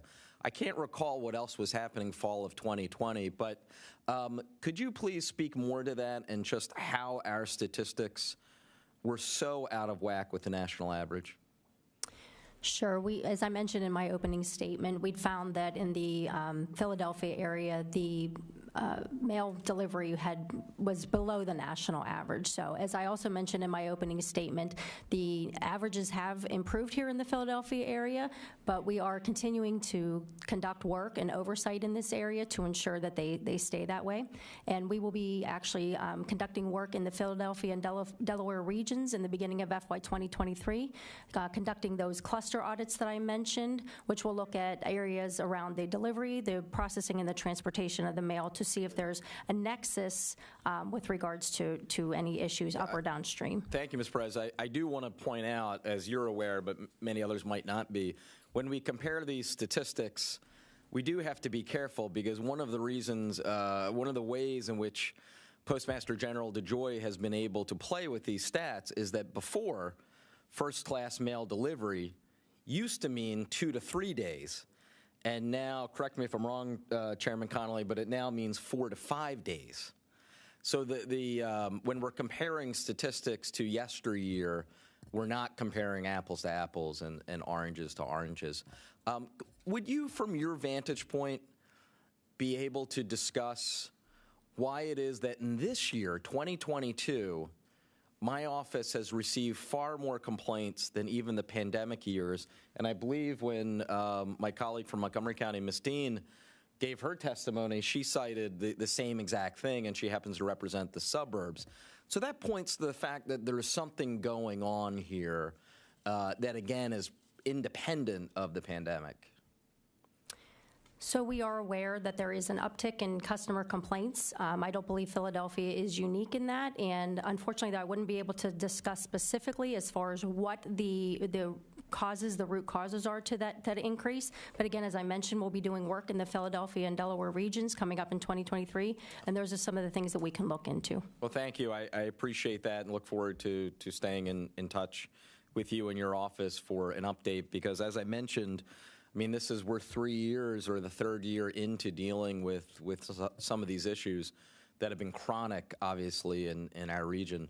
Mr. Butts, I wanted to turn it over to you, and if you could talk from the perspective of someone who represents the Postal Supervisors. And you talked about this a little bit in your opening statement, but I wanted to give you the opportunity to elaborate on the sort of changes the Postal Supervisors have seen, because they're right there day in and day out and can speak to it in a way that perhaps the statistics don't do justice. Thank you for that, Congressman. As you stated, with the service scores and that the changing of the service scores has still brought upon still parity, not really achieving service that you would have expected that it would. So we have to keep in mind that over 600 pieces of mail processing equipment were taken out of the system a few years ago. So that was firepower that's going to impact the Postal Service forever in trying to maintain service standards, because now we just don't have that capability anymore to process the mail timely. So that's going to be a challenge. We do have a challenge with employee. I heard some mention about employee, and I heard some mention about employee retention. We have a serious issue with employee retention that I think is not being addressed as aggressively as it should. Again, to take a new employee and then put them on a guaranteed route with guaranteed hours does not serve operations and getting America's mail delivered. What we need is a change in our onboarding process. And that's what we've been calling for since this process has been initiated. Our onboarding process is too long. It ends in a couple-month period of an employee just walking into a workstation without having any real knowledge of the work that's in front of them, and it can be a culture shock if you spend 2 months getting ready for a job and when you get there, that's not the job that you need to be doing. So we need to have an onboarding process that puts these candidates in front of their leaders, in front of their managers as soon as possible, so they can bond with them, learn what their jobs are with them, and then deploy out into the field. And that will be a positive impact to the retention that the post office is looking for. We feel. Again, there are a lot of issues that go into where we are, but retention being the one that's really a stickler for us, because again, it's denying us the resources that we need to get the work, get America's mail delivered. Thank you, Mr. Butts, and thank you, Mr. Boyle. Mr. Evans, you are recognized for your 5 minutes of questioning. Thank you, Mr. Chairman. I kind of want to follow up on my colleague who stated some to Ms. Perez. My office has received countless complaints of checks being stolen at the UPS drop boxes, and either fraudulent cash, washout, or otherwise lost or stolen. These thefts are hitting my low-income constituents the hardest, and have yet to hear a good plan of what is being done to address this. Why is UPS doing the increased report of checking thefts and fraud in Philadelphia. And I really close with this one I'm looking for. Will the Postal Service provide data on how many people have been caught and charged for stealing checks in Philadelphia? So as I mentioned in my opening statement, we do have an Office of Investigations who focuses on mail theft, and we have over 500 agents, and 40% of our agents actually focus on the area of mail theft. So I don't have statistics for you at this point. I don't know if my colleague from the Postal Service, Mr. Vaccarella, would have those statistics, but we'd be happy to look at our statistics and get back to you. But the question, summing it all, will the Postal Service provide data on how many people have been caught and charged for stealing checks in Philadelphia? Right. I would have to go back with my colleagues from the Office of Investigations and see what kind of statistics we have to get back to you on that. Okay, but you will provide that too. I appreciate that. Would my friend, if we could pause his questioning just 1 second. Ms. Perez, are you telling us you don't know how many violations or suspicions of theft have been prosecuted or pursued? In the Philadelphia area?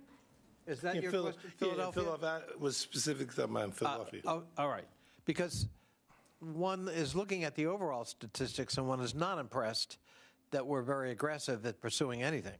Right, and one other thing to note is that the Office of Investigations within the Office of Inspector General, we investigate crimes that are committed by postal employees. So if there is a crime that's committed that is a non-postal employee, that would be with the Postal Inspection Service. So we do work closely with the Postal Inspection Service, and again, so statistically overall, we would have to coordinate to ensure that we have that right information to provide. Okay, all right. I just wanted to make sure I was clarifying. Sure. Thank you, my friend, for yielding. Thank you. I yield back. Mr. Chairman. I thank the gentleman. And let me just say, Mr. Evans, we will work with you and obviously other members of this delegation in the whole issue of crime and theft.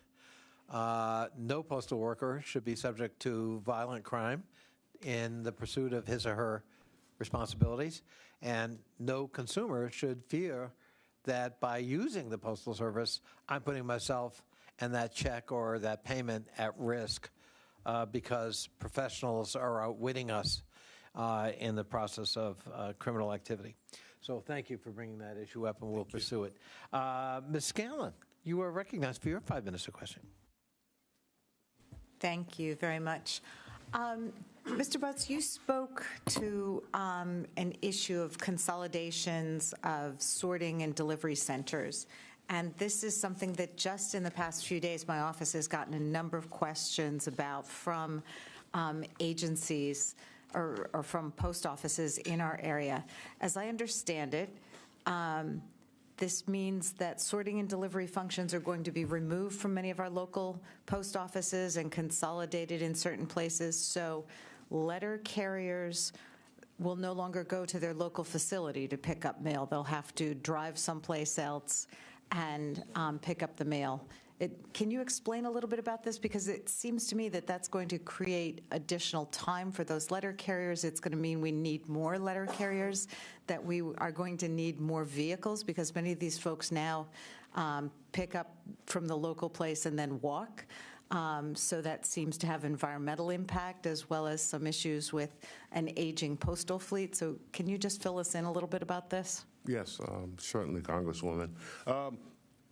Although we just been in the beginning stages of being briefed by the Postal Service on this SNDC initiative they are undertaking, we do have some kind of, at least a glimpse at how it rolls out with the Tri-County facility. Tri-County facility near King of Prussia already is doing this type of work where they have brought in 5 associate officers into that facility. So now the carriers, they no longer report to whatever station they were, whether it was Devon or Berwyn. They now report to Tri-County to begin their day, and they pick up their mail, and then they leave from Tri-County, travel back to their town, deliver their route, bring their mail, and then come back to Tri-County.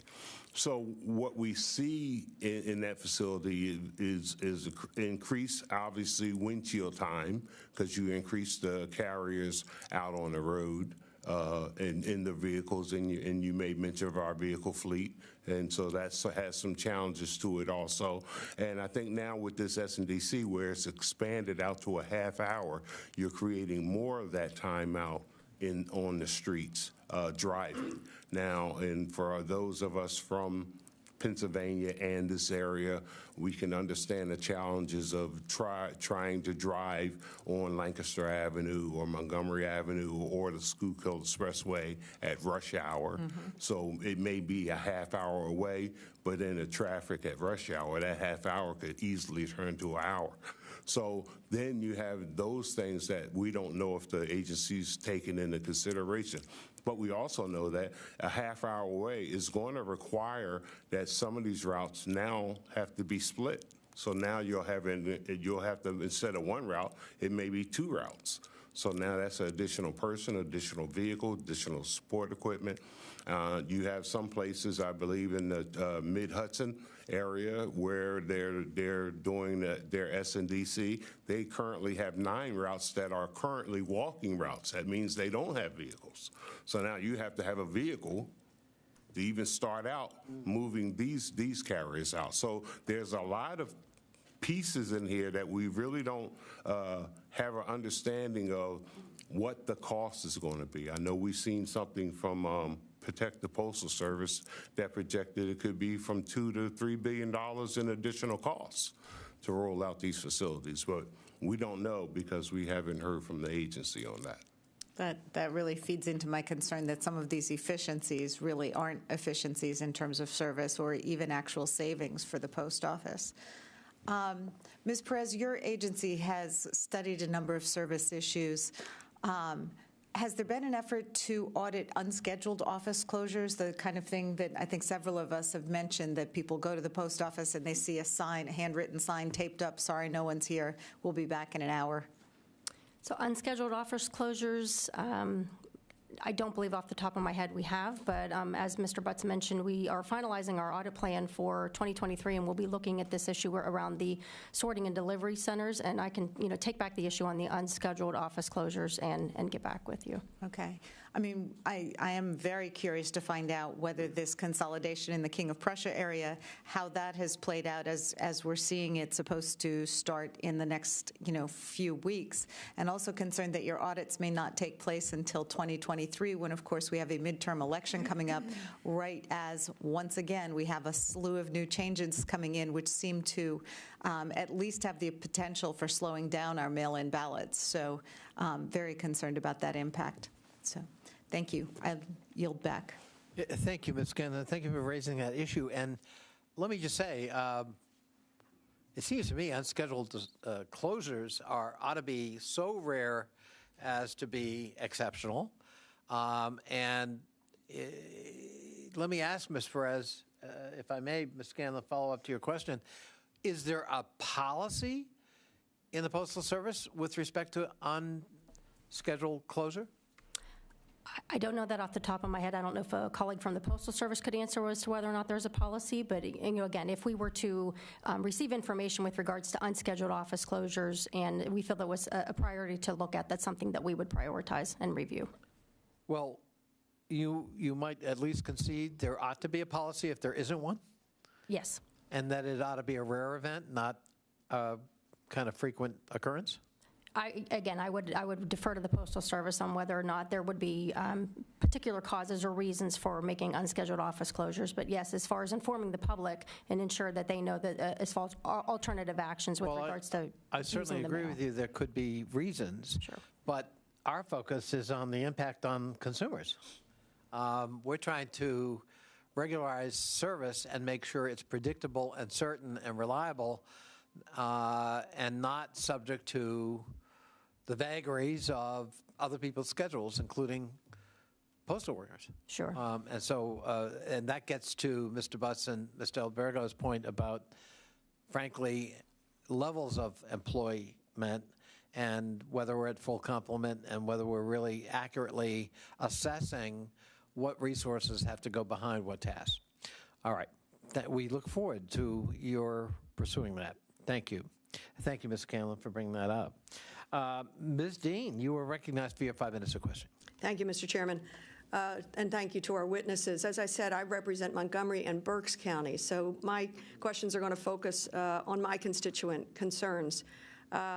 Last year, USPS provided a briefing to staff outlining the plans to address staffing shortages to alleviate the broader disruptions. As I said, 3 times the number of constituent complaints, and we're not 3 quarters into the year.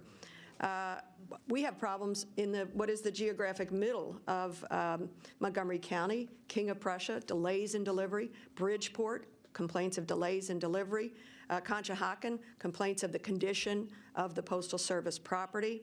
Let me start maybe with Mr. Vaccarella. We know that workforce shortages is a big problem.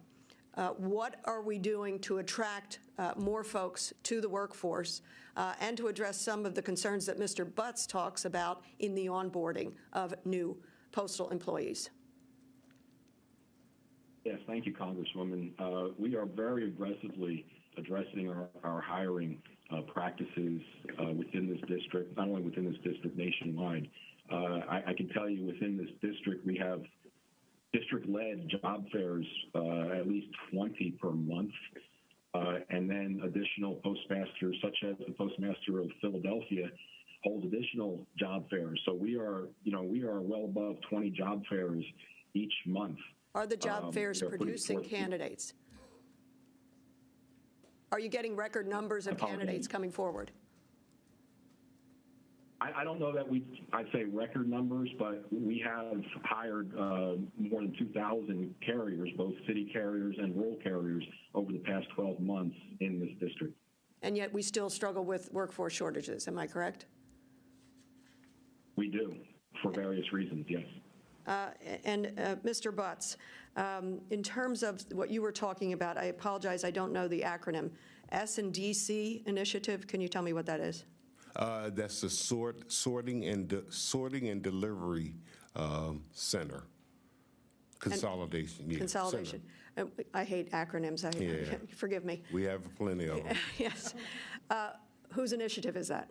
That initiative is under this administration, that's led by PMG DeJoy. And the goal of that initiative, as it was explained, is what? Is to consolidate the mail processing operations of a number of facilities into one central location, and I believe it's supposed to help address with logistics, and it's realigning the operations. And yet, I have a feeling that, at least anecdotally, what we are all experiencing, what our constituents are experiencing, it's probably contributing to the delays, the disruptions, the problems of mail delivery. Mr. Albergo, I'm very interested in whatever initiative has been taken to defund Postal Police Service. Where'd that come from? I don't actually know. I don't know who in the Postal Service made that decision, whether it was PMG DeJoy, whether it was the Chief Postal Inspector Barksdale. I don't know who made this decision. What I do know is that Mr. DeJoy hasn't done anything to rectify the problem. He hasn't spoken to the inspection service telling them, hey, you have police officers, let's use them. We have a mail theft epidemic. So that hasn't happened as far as I know. Unfortunately, I can't answer your question. What a shame. As I said, all these things just going in opposite directions. We're hiring and we're consolidating. We're delaying folks getting out on their routes because they're now having to travel 30 minutes into King of Prussia and then travel back or whatever amount of time. It just seems like a very bad set of strategies. And of course, to leave the postal police force so understaffed connects to what Mr. Connolly was talking about in terms of prevention and prosecution of theft. Mr. Butts, what is the process of prioritizing a route for service look like? Because I know we have households that are going multiple days without delivery, despite some of the statistics we're hearing. How do you prioritize a route? What's it look like? And how do we get to daily delivery for everybody? Thank you for that question, Congresswoman. I'm not sure I can give you the full answer. I believe someone from Postal Operations would be better suited for that. But I think the prioritization obviously is based on staffing and employee availability, what they have on hand. I think we do have, one thing I know is that the Postal Service does have the matrix in place where they can ensure that no one route is missed consecutive days. I think there needs to be a better operational look at that kind of reporting to ensure that if a route is missed one day, that it's not missed the second day, and I think that would help. But I think until we address the employee retention, because employee availability actually is starting to level out and come back in the Postal Service. So it's the employee retention that still is a lingering problem. So until we address that from more of a boots on ground perspective of, what does the field need in order to engage these employees and then keep these employees working and engaged, until we start moving into that kind of thinking, I think we're going to continue to be challenged with employee retention. I know my time has expired. I thank you, Mr. Chairman, for the indulgence, and thank you, Mr. Butts. Thank you, Ms. Dean, and thank you, Mr. Butts.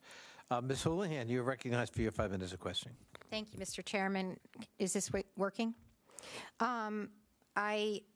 I feel as though we've sort of beaten this question about the availability of police and the fact that it's gone from, my understanding in your testimony, 2,700 police to 350 over a course of a period of relatively short amount of time, which is an astounding figure.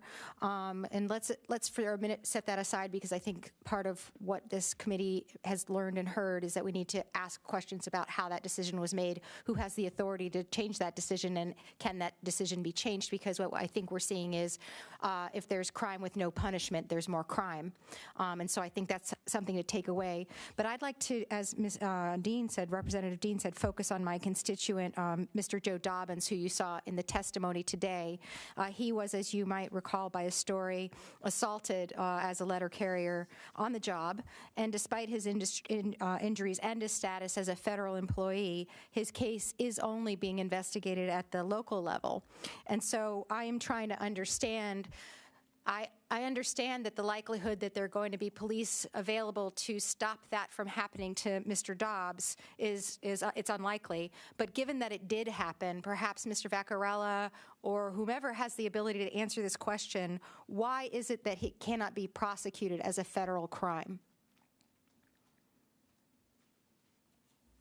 Well, I will, first, I'd like to defer to my colleague, but first I'd like to clarify an inaccuracy by Mr. Butts.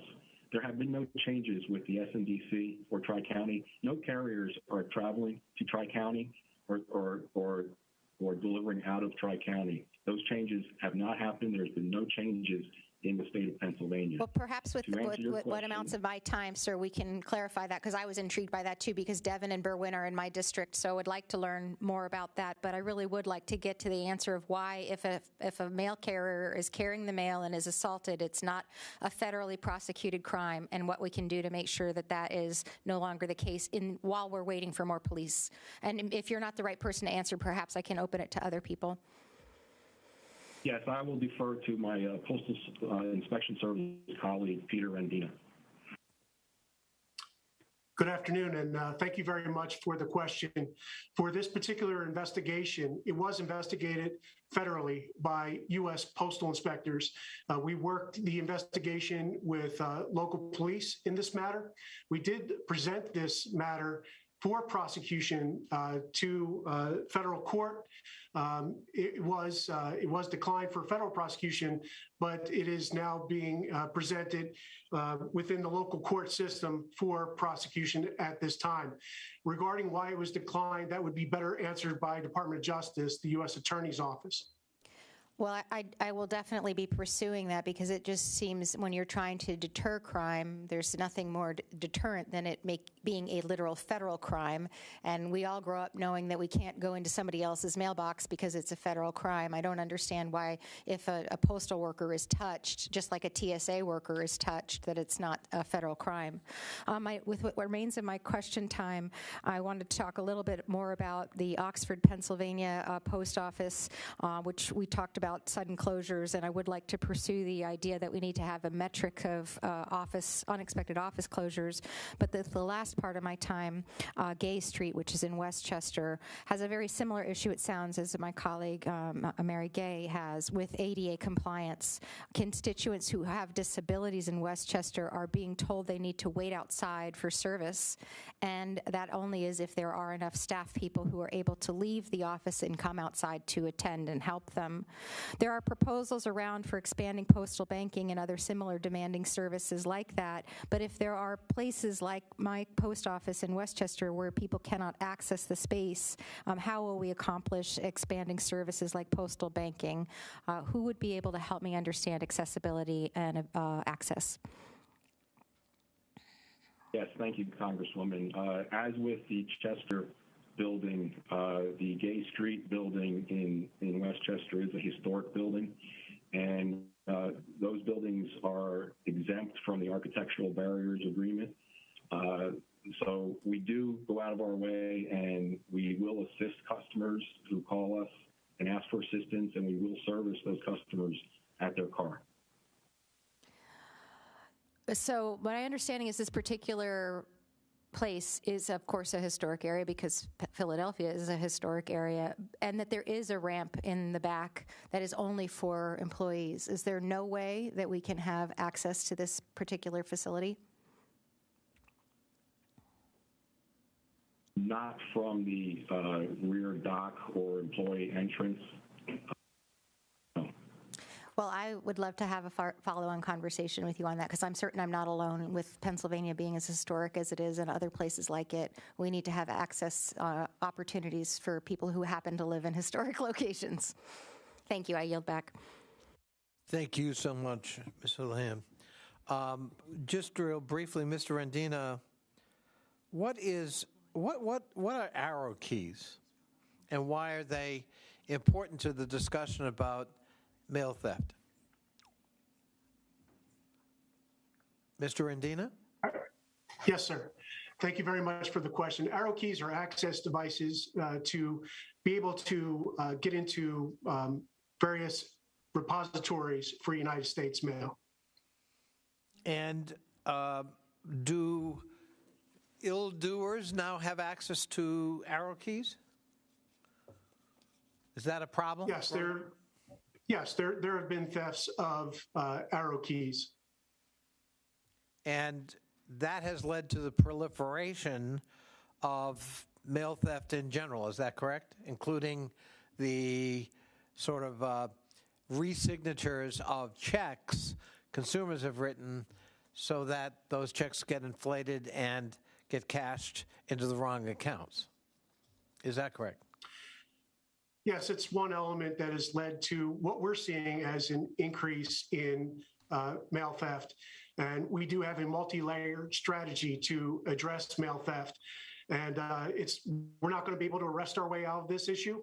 I've heard a lot about prevention, and prevention is incredibly important to our strategy. We're communicating with our postal employees, customers, our federal, state, and local partners. I want to say thank you to Congressman Fitzpatrick, regarding his service as an FBI agent. We work well with all of our law enforcement partners on prevention. And then protection. We're increasing the security of those blue boxes that you see across the country. We have various strategies to make it much more difficult to get into those boxes, to include addressing the key and lock situation. We're looking to use technology to make it less valuable to have one of these arrow keys. And we do also understand that the perpetrators of mail theft are becoming more sophisticated. They're using dark web, online chat rooms to organize, and postal inspectors are working to investigate that. So we've talked a lot about investigation. We've talked about enforcing the laws. But again, prevention is very important. That's why we work with our local police departments who are charged with protecting communities where our letter carriers are and where those blue boxes are, so that your constituents, our customers, can use the United States mail.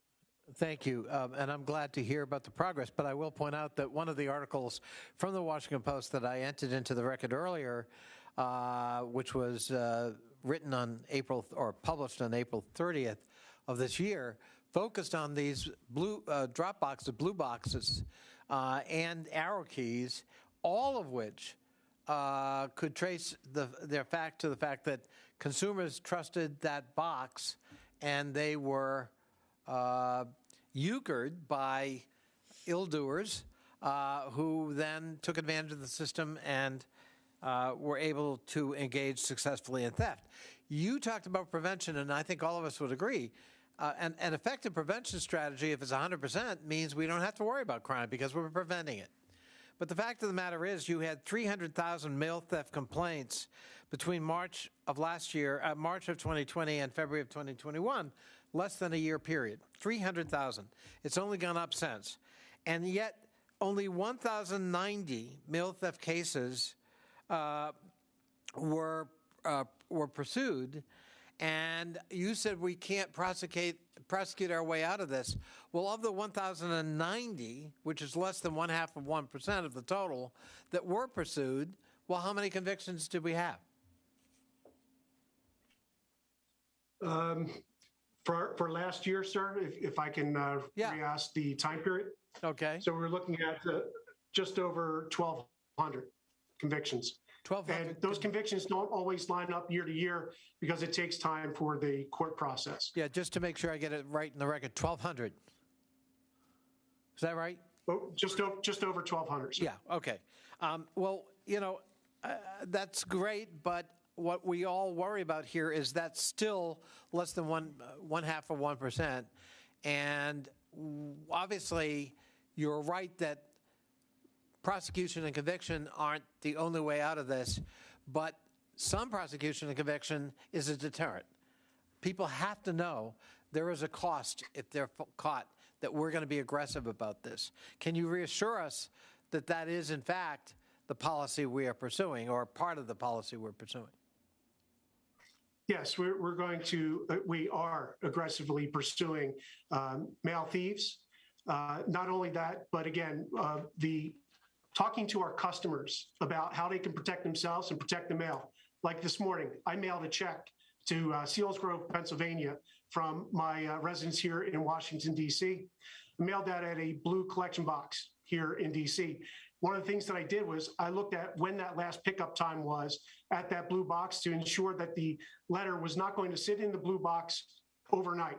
Now, the particular blue box I went to, I know has high security devices inside to keep the mail safe. We continue to work on securing those blue boxes and hardening the target, making it harder for criminals to take our customers, our American citizens' mail. They trust the Postal Service. Thank you. I will point out, though, parenthetically, some of the changes Mr. DeJoy made when he took over as Postmaster General was actually to make less frequent the pickup on a lot of mailboxes. I can remember going through Quincy, Massachusetts with my brother who happens to live there, and every single mailbox we went to, the time of pickup of mail had been changed. And in many cases, it went from 2 times a day to 1 time a day, and in some cases, there was no pickup on Friday, and, that confuses consumers, and I think underlines the problem we face in terms of making it easier to steal, to take advantage of that system. Mr. Alberga, my final question, I just want to make sure I get it for the record, and Ms. Houlihan said we don't want to beat a dead horse, and nor do I, but let me beat a dead horse. We have seen theft go up, targeting consumers, and we have seen violence against postal workers, including letter carriers, also go up on their routes and so forth. Is that correct? Absolutely. Significantly. Significantly. It has exploded. And certainly in response, now here I am beating a dead horse, but I want to make sure we get it right. And certainly in response, the Postmaster General and the USPS has beefed up the police service and broadened its jurisdiction to protect people on carrier routes and to make sure that we are deterring and preventing, as Mr. Rendino said, theft. No, they did the exact opposite. They started defunding us. They revoked our jurisdictional authority. They confined us to postal property. They did the exact opposite what common sense would dictate. That's what they did. Well, that's something we're certainly going to pursue.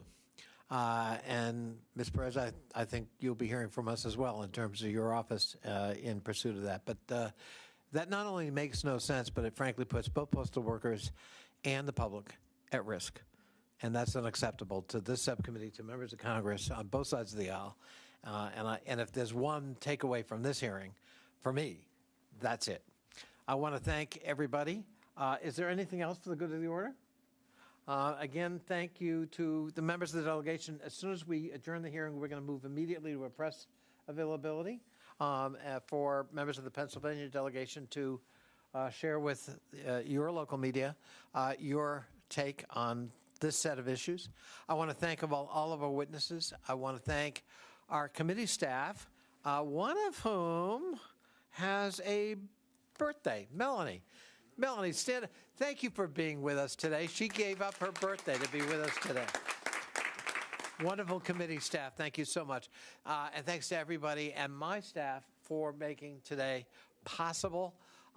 If there are any questions that members want to continue to pursue, if you could do it through the chair, and we'll make sure we get it to our witnesses, and would ask our witnesses to try to get that answers back in a timely fashion. And with that, we are adjourned.